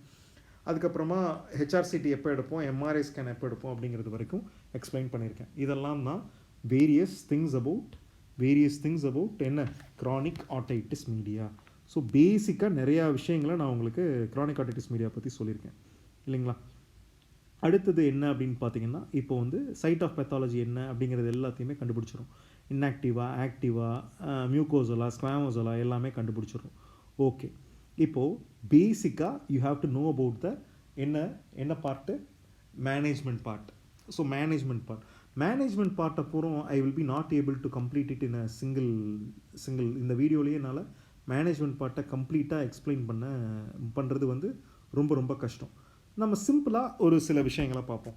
சிம்பிளான விஷயங்கள் பார்ப்போம் அப்படின்னா, ஏன் சிம்பிளாக சொல்கிறேன் அப்படின்னு கேட்டிங்கன்னா, சிம்பிளாக மேனேஜ்மெண்ட் எடுத்துக்கிட்டிங்கன்னா இப்போ நம்மளுக்கு 4 டைப்ஸ் சொல்லியிருக்கேன், 5 கிளாஸிஃபிகேஷன் சொல்லியிருக்கேன். Healed, mucosal, active, inactive, squamosal, active, இன்ஆக்டிவ்னு 5 டைப்ஸ் எக்ஸ்பிளைன் பண்ணியிருக்கேன். இப்போது ஒன்றுனா பார்ப்போம். இப்போ ஹீல்டு ஆட்டிட்டிஸ் மீடியா அப்படின்னு எடுத்துக்கும். என்னது ஹீல்டு ஆட்டிட்டிஸ் மீடியா அப்படின்னு எடுத்துக்கும். ஸோ ஹீல்டு ஆட்டிட்டிஸ் மீடியா அப்படின்னு எடுத்துக்கிட்டிங்கன்னா, ஹீல்டு ஆட்டிட்டிஸ் மீடியானா என்ன ஆச்சு, ஆல்ரெடி அதில் வந்து டிம்பானிக் மெம்பரேன் ஹீல் ஆகிடுச்சு. ஸோ இவங்களுக்கு வந்து பார்த்தோம்னா மோஸ்ட் ஆஃப் த டைம்ஸ் மேனேஜ்மெண்ட்டுன்னு ஒன்றும் பெருசாக தேவைப்படாது. பட் டிம்பானிக் மெம்பரேனில் ஸ்கார் இருக்கிறதுனால சம்டைம்ஸ் அவங்களுக்கு என்ன இருக்கலாம்னா ஹியரிங் டிசபிலிட்டி இருக்கலாம். சரிங்களா. அல்லது இந்த ஸ்காரிங் வந்து டிம்பானிக் மெம்பரேனில் மட்டும்தான் இருக்கணும்னு அவசியம் இல்லை. ஆசிகுலர் செயின்லையும் அந்த டிஃபார்மிட்டி இருக்கலாம். சப்போஸ் ஆசிகுலர் செயினில் ப்ராப்ளம் இருக்குன்னா you have to go for surgery. Tympanic மெம்பரேனில் ப்ராப்ளம் இருக்குன்னா you can go for surgery பண்ணக்கூடாதுன்னு இல்லை. But tympanosclerosis may also reduce the chances of successful surgery. ஏன்னா ஆல்ரெடி இந்த மாதிரி ஸ்க்ளிரோசிஸ் இருக்கிறதுனால when we do a surgery there are chances that it might go for failure. இதெல்லாம் வந்து PG chapter wise ரொம்ப important. Healed ஆட்டிட்டிஸ் media மேனேஜ்மெண்ட்டுங்கிறது வந்து அவங்களுக்கு வந்து ரொம்ப இம்பார்ட்டன்ட்.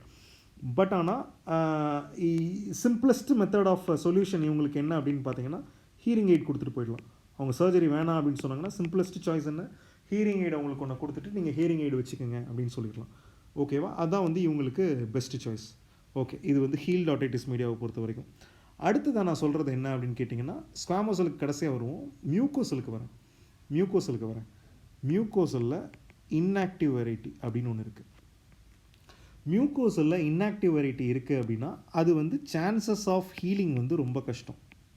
ஏன்னா ஆல்ரெடி அந்த டிம்பானிக் மெம்பரின் பெர்ஃபரேஷனோட எட்ஜஸ் எல்லாமே என்ன இருக்கும், ஆல்ரெடி ஸ்க்ளீரோஸ்டாக இருக்கும், ஸ்காரிங்கோடு இருக்கும்.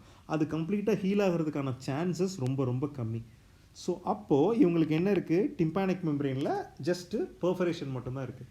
அந்த ட்ரையாக இருக்குது, year is try.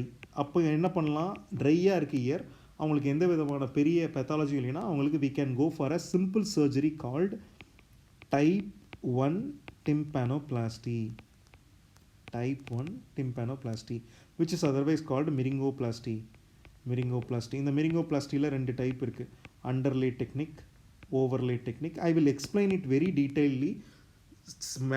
Surgeries of chronic otitis மீடியான்னு ஒரு தனியாக ஒரு சாப்டர் எடுத்து அதில் நான் உங்களுக்கு எக்ஸ்பிளைன் பண்ணுறேன். அது வந்து உங்களுக்கு பெட்டராக புரியும். நான் எல்லாத்தையும் இதுலேயே சொன்னேன்னா it will be very boring.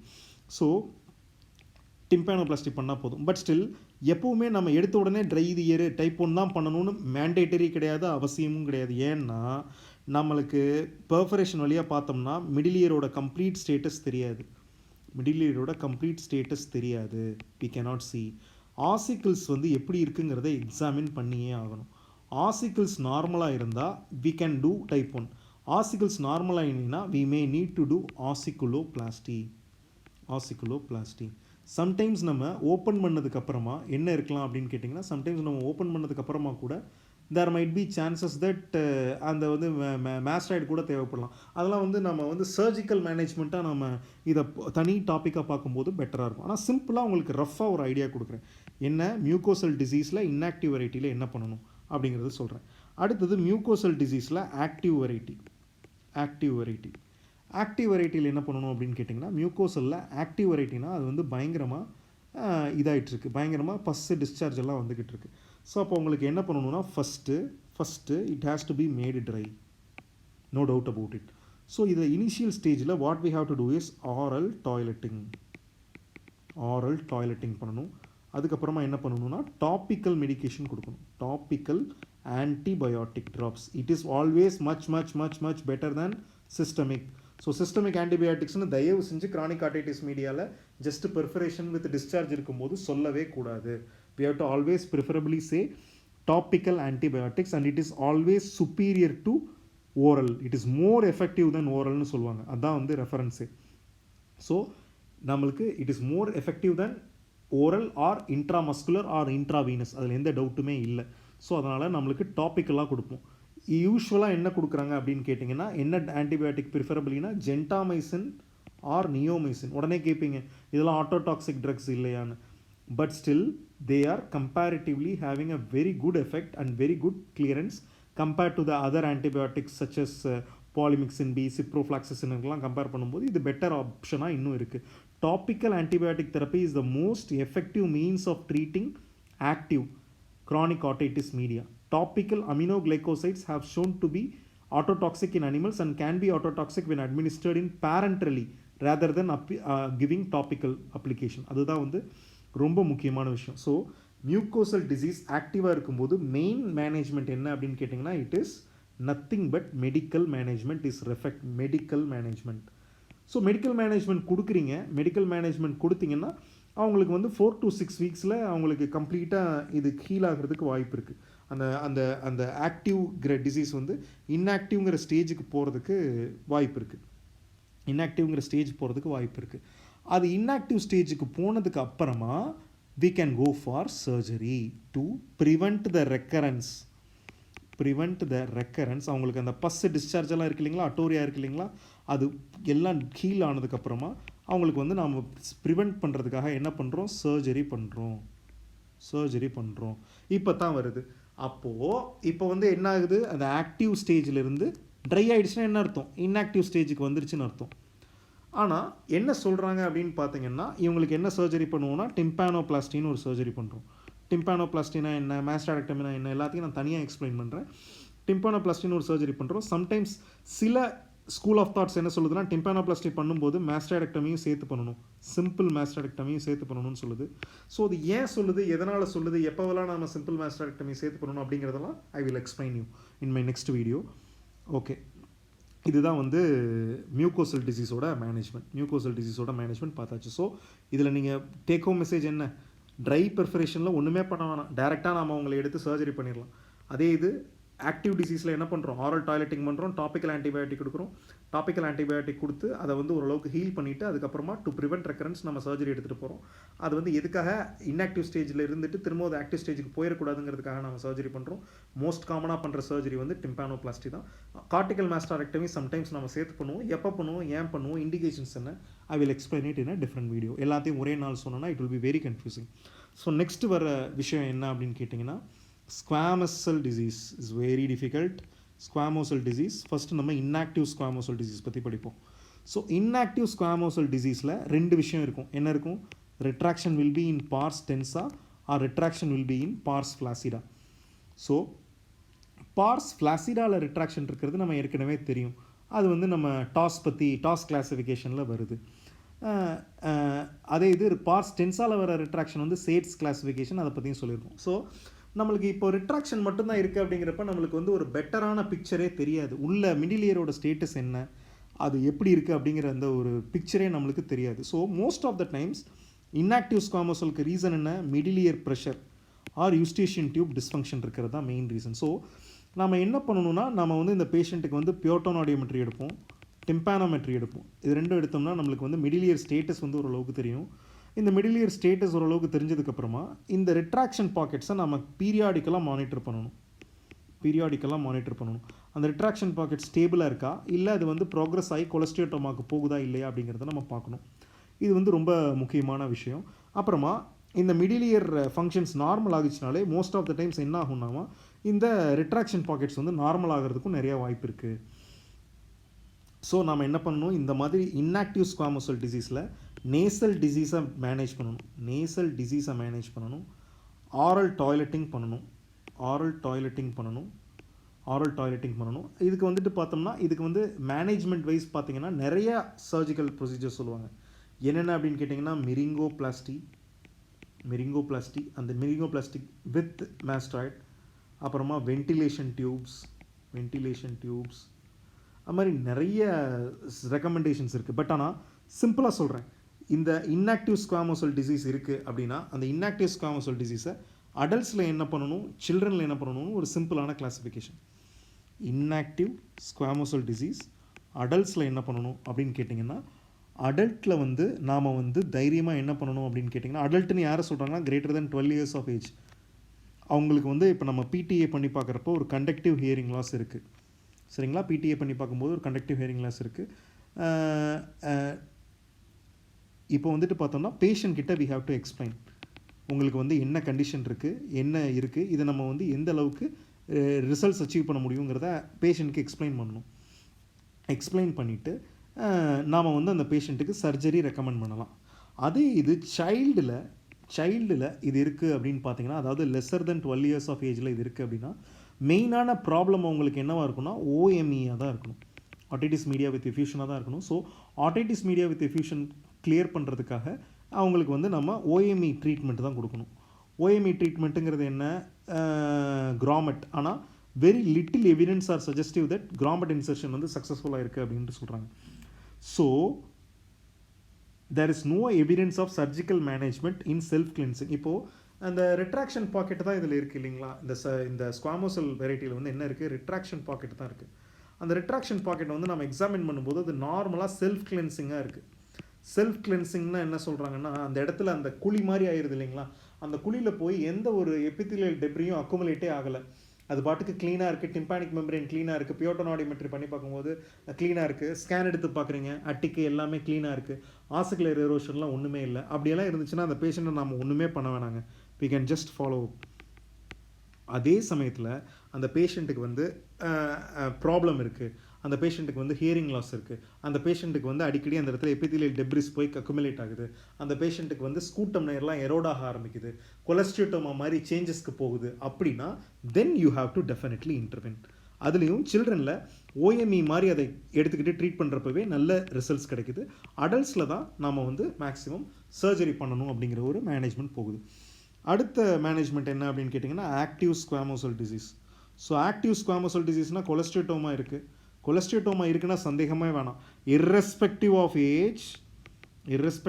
age you have to go for surgery. என்ன surgery? Definitely mastoidectomy, there is a lot of debate என்ன எதுக்கு போகணுன்னு, கெனால் வால் அப்பா கெனால் வால் டவுனான்னு லாட்ஸ் ஆஃப் டிபேட்ஸ் இருக்குது. அது I will explain it in surgical part.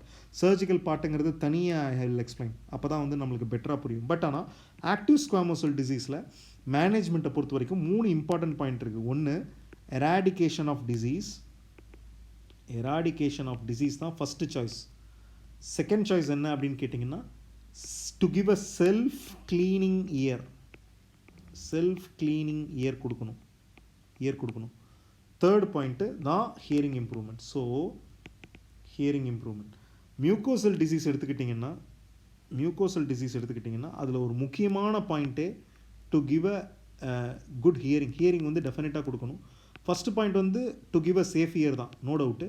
Second point வந்து hearing. ஆனால் ஸ்குவாமோசல் ஆக்டிவில் வந்துட்டு பார்த்தீங்கன்னா டிசீஸை எராடிகேட் பண்ணுறது தான் ஃபஸ்ட்டு சாய்ஸு. அதுக்கப்புறம் இயர் வந்து க்ளீன் பண்ணுற மாதிரி ஒரு இயராக கொடுக்கணும். தேர்ட் பாயிண்ட் தான் ஹியரிங். அதனால தான் என்ன பண்ணுவாங்கன்னா, கொலஸ்ட்ரோமா சர்ஜரி பண்ணும்போது செகண்ட் சிட்டிங்கில் தான் நம்ம வந்து ஹியரிங்கை பற்றியே யோசிப்போம். ஃபஸ்ட்டு சிட்டிங்கில் டிசீஸ் கிளியரன்ஸை பற்றி மட்டும்தான் யோசிப்போம். Okay, I think we have discussed a lot of thing about chronic otitis media. Just a simple ஒரு குட்டி go through.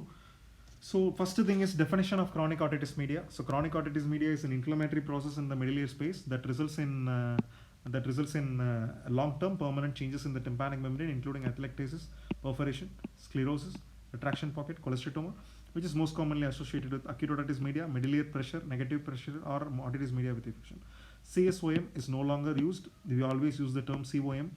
The COM is classified into 5 important classifications: healed, inactive mucosal, inactive squamosal, active mucosal, active squamosal.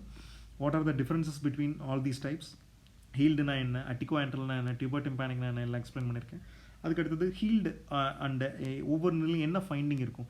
Healed ஆட்டிட்டிஸ் மீடியாவில் tympanic மெமரியில் என்ன finding இருக்கும், inactive மியூக்கோசலில் என்ன finding இருக்கும், mucosal ஆக்டிவில் என்ன finding இருக்கும், இன்ஆக்டிவ் ஸ்பாமோசலில் 2 இருக்குது, பார்ஸ் டென்சா ரெட்ராக்ஷன், பார்ஸ் ஃப்ளாசிடா ரெட்ராக்ஷன். ரெட்ராக்ஷன்னா என்ன அப்படிங்கிறத எக்ஸ்பிளைன் பண்ணியிருக்கேன். அந்த ரெட்ராக்ஷனில் 4 ஸ்டேஜஸ் இருக்குது. பார்ஸ் டென்சா ரெட்ராக்ஷனில் 4 ஸ்டேஜ், பார்ஸ் ஃப்ளாசிடா ரெட்ராக்ஷனில் 4 ஸ்டேஜ் எக்ஸ்பிளைன் பண்ணியிருக்கேன். அடுத்தது ஆக்டிவ் ஸ்குவாமோசல் டிசீஸ்லாம் என்னன்னு சொல்லியிருக்கேன். It is nothing but cholesteatoma. So how to define cholesteatoma? Cholesteatoma is defined as, அல்லது active squamosal disease is defined as retraction in the pars flaccida or pars tensa with retained squamous epithelial debris and associated with inflammation and pus plus erosion of adjacent mucosal structures. It is called as cholesteatoma. அந்த chronic otitis மீடியாவை ஹீல்டு அந்த pathology பற்றி explain பண்ணியிருக்கேன். Pathology chronic inflammation வருது, pus produce ஆகுது, rupture ஆகுது tympanic membrane. It is mostly like an acute otitis media. Acute otitis மீடியாவோட ஸ்டேஜஸ்லாம் உங்களுக்கு ஞாபகம் இருக்கும்னு நினைக்கிறேன். Stage of suppuration, exudation, hyperaemia, stage of healing, hyperaemia, exudation, suppuration, resolution, இதெல்லாம் உங்களுக்கு ஞாபகம் இருக்கும்னு நினைக்கிறேன். So I'm not repeating acute otitis media. அதுக்கடுத்தது ஸ்குவாமோசல் டிசீஸ், அதில் negative middle ear pressure develop ஆகுது. Various theories of cholesteatoma formation பற்றி சொல்லியிருக்கோம். ஸோ இன்னொரு முக்கியமான பாயிண்ட் சொல்ல மறந்துட்டேன். Cholesteatoma is divided into important classification: congenital cholesteatoma, acquired cholesteatoma. Congenital கொலஸ்ட்ரோமானா it will be present from பர்த்திலிருந்தே இருக்கும். கன்ஜெனிட்டல் கொலஸ்ட்ரோமாக்குன்னு ஒரு சில கிளாசிஃபிகேஷன் இருக்குது. எப்போ நம்ம ஒரு கொலஸ்ட்ரோமா கன்ஜெனிட்டல் கொலஸ்ட்ரோமான்னு சொல்லுவோம்னா, நம்பர் 1 டிம்பானிக் மெம்பரேன் நார்மலாக இருக்கணும். Number 2 history of prior ear infection இருக்கவே கூடாது. நம்பர் 3 பார்த்தீங்கன்னா no history of prior ear surgery ப்ரையராக பண்ணியிருக்கவே கூடாது. இந்த 3 கண்டிஷனையும் ஃபில்ஃபில் பண்ணி நாம் டிம்பானிக் மெம்பரேனுக்கு பின்பக்கமாக ஒரு பெரிய டெப்ரிஸ், எபிதிலியல் டெப்ரிஸ் பார்ப்போம். அதை தான் நம்ம கன்ஜெனிட்டல் கொலஸ்ட்ரோமான்னு சொல்கிறோம். அடுத்து முக்கியமான classification acquired cholesteatoma. It is classified into primary acquired, secondary acquired. Primary அக்வயர்டுனா இந்த ரெட்ராக்ஷன் பாக்கெட் டெவலப் ஆகி அதிலிருந்து கொலஸ்ட்ரோமா வருது. செகண்டரி அக்வயர்டுனா பெர்ஃபரேஷனில் இருந்து கொலஸ்ட்ரோமா வருது. அதாவது ஏர்லியராக மியூக்கோசல் டிசீஸாக இருக்குது, கொஞ்சம் கொஞ்சமாக மாறி போய் ஸ்குவாமோசல் டிசீஸாக மாறிடுது அப்படின்னு சொல்கிறாங்க. அதை தான் வந்து செகண்டரி அக்வயர்டு கொலஸ்ட்ரோமான்னு சொல்லுவோம். இதெல்லாம் just for name sake classification தான். யூஎஸ் ஆத்தர் புக் எடுத்து பார்த்தீங்கன்னா cholesteatoma is classified into pars tensa cholesteatoma, pars flaccida கொலஸ்ட்ரோமான்னு ஆரம்பிப்பாங்க. அதோட பெத்தாலஜிக்கல் எக்ஸ்ப்ளனேஷனே பயங்கர டிஃப்ரெண்ட்டாக இருக்கும். So it is just for examiners point of view, examination point of view. Congenital கொலஸ்ட்ரோமானா என்னென்னு தெரியணும், அக்வயர்டு கொலஸ்ட்ரோமானா என்னென்னு தெரியணும், அக்வயர்டு கொலஸ்ட்ரோமான கிளாசிஃபிகேஷனாக என்னென்னு தெரியணும், யாரெல்லாம் இது ரொம்ப காமன் அப்படிங்கிறத எக்ஸ்பிளைன் பண்ணியிருக்கேன். அதுக்கப்புறமா diagnosis of cholesteatoma, diagnosis of chronic otitis media. Gold standard வந்து auto microscopy தான், followed by otoscopy, endoscopy. So common examination, preauricular region, pinna, postauricular region, external aortic canal, tympanic membrane. Tympanic membrane ல தான் we will have most of the finding. Tympanic membrane findings வச்சு தான் we will describe it as mucosal, squamosal or healed otitis media. அதுக்கப்புறமா retraction pockets பற்றி பேசியிருக்கோம். Retraction பாக்கெட்டில் ஸ்குவாமோசலில் retraction packet எங்கெங்கே இருக்கலாம், பார்ஸ்டன்ஸால் இருக்கலாம், பிளாசிரால் இருக்கலாம். அப்புறமா பேஷண்ட் என்னென்ன கம்ப்ளைண்ட்டோட ப்ரெசென்ட் ஆவாங்க, கிளினிக்கல் ஃபைண்டிங்ஸ் என்னென்ன இருக்கும், ஹியரிங் லாஸ் இருக்கும், அட்டோரியா இருக்கும், அட்டால்ஜியா இருக்கும், சைல்டுஹுட் இயர் ப்ராப்ளம்ஸ் இருக்கும், யூஆர்ஐயோட அசோசியேட்டடாக இருப்பாங்க, மியூகோ புர்லண்டா டிஸ்சார்ஜ் இருக்கும். இந்த இந்த கிளாசிஃபிகேஷனில் பார்த்தீங்கன்னா சில விஷயங்களை வந்து ஸ்குவாமோசலில் காமன், சில விஷயங்களை மியூகோசலில் காமன் சொல்லுவாங்க. மெயினான டிஃப்ரென்ஷியேட்டிங் ஃபீச்சர் என்னென்னா அந்த பஸ்ஸு தான். பஸ் வந்து ப்ரொஃப்யூஸாக இருந்துச்சுன்னா மியூகோசல், ஸ்கேண்டியாக இருந்துச்சுன்னா ஸ்குவாமோசல். பயங்கர ஃபவுல் ஸ்மெல்லிங்காக இருந்தால் மியூகோசல், பயங்கர ஃபவுல் ஸ்மெல்லிங்காக இருந்தால் ஸ்குவாமோசல், ஃபவுல் ஸ்மெல் கம்மியாக இருந்தால் மியூகோசல்னு சொல்லுவாங்க. But these are all like history wise important ஒரு கேஸ் ப்ரெசென்ட் பண்ணும்போது. But it's not always mandatory, இப்படி தான் இருக்கணும்னு ஹார்ட் கோர் ரூல் எதுவுமே கிடையாது, எப்படி வேணாலும் இருக்கலாம். HRCT temporal is one of the important investigation. Pure tone audiometry is one of the important investigation. Purton audiometry, tympanometry is one of the important investigation. MRI is also one of the important investigation. So இதுக்கப்புறமா healed otitis media, அதில் வந்துட்டு எப்படி management, mucosal disease இன்ஆக்டிவில் என்ன management, ஆக்டிவில் என்ன management. So தயவு செஞ்சு பேர் என்ன டாபிக்கல் ஆன்டிபயோட்டிக்ஸை தான் ட்ரீட்மெண்ட் ஆஃப் மேனேஜ்மெண்ட், சிஸ்டமிக் ஆன்டிபயோட்டிக்ஸை தயவு செஞ்சு எடுத்த உடனே இயர் கேசஸில் சொல்லவே வேண்டாம். எந்த யூகே கைட்லைன்ஸ்லையும் அந்த மாதிரி இல்லவே இல்லை. It is always topical antibiotics followed by systemic எல்லாம் வந்து we will give only in cases which are having very much complications. இந்த chronic otitis மீடியாவோட காம்ப்ளிகேஷன்ஸ்னு ஒரு டாபிக் இருக்கு இல்லைங்களா, அப்போ தான் வந்து சிஸ்டமிக் ஆன்டிபயோட்டிக்ஸோட ரோலே வரும். ஸோ எடுத்த உடனே எல்லாருக்கும் சிஸ்டமிக் ஆன்டிபயோட்டிக்ஸ் எல்லாம் கண்ணாப்பினா நம்ம கொடுக்கவே கூடாது. அதுக்கப்புறமா வந்து ப்ரிவெண்ட் த ரெக்கரன்ஸ் திரும்ப வராமல் இருக்கிறதுக்கு தான் ஆக்டிவ் டிசீஸில் நம்ம சர்ஜரிக்கு போகிறோம். ஸோ டிம்பானோபிளாஸ்டினா என்ன, வேஸ்டாடெக்டமினா என்ன, ஆசிக்ளோபிளாஸ்டினா என்ன, எல்லாத்தையும் நான் டீட்டெயில்டாக நெக்ஸ்ட் வீடியோவில் நான் எக்ஸ்பிளைன் பண்ணுறேன். ஒவ்வொரு சர்ஜரியும் என்ன, ஒவ்வொரு சர்ஜரியும் நாம் எப்போ பண்ணுவோம், எல்லாத்தையும் இது வந்து ஓவராலாக ஒரு பிக்சர் கொடுக்குறேன். அடுத்தது ஸ்குவாமஸில் இன்ஆக்டிவ் வெரைட்டியில் என்ன பண்ணப்போம், என்னென்ன இருக்குது, அதில் வந்து நம்ம மெயினாக பார்க்க வேண்டிய ட்ரீட்மெண்ட் இது தான். Nasal disease, aural toileting and surgical management வரும்போது நிறைய ஆப்ஷன்ஸ் இருக்குது. மெரிங்கோபிளாஸ்டி, மாஸ்ட்ராய்டு, வென்டிலேஷன் டியூப்ஸ், எப்போ எதை பண்ணுவோம் அப்படிங்கிறத we will discuss in detail. இப்போது ஒரு ரிட்ராக்ஷன் பாக்கெட் வந்து செல்ஃப் கிளென்சிங்காக இருக்குது, அதில் எந்த ப்ராப்ளமுமே இல்லைன்னா better to closely watch and follow up. But adultல most of the times retraction வரும்போது they may end up in surgery. But childrenல OME மாதிரி if we treat the OME properly and which we find out the causes of the eustachian tube dysfunction, we will be able to achieve a good result.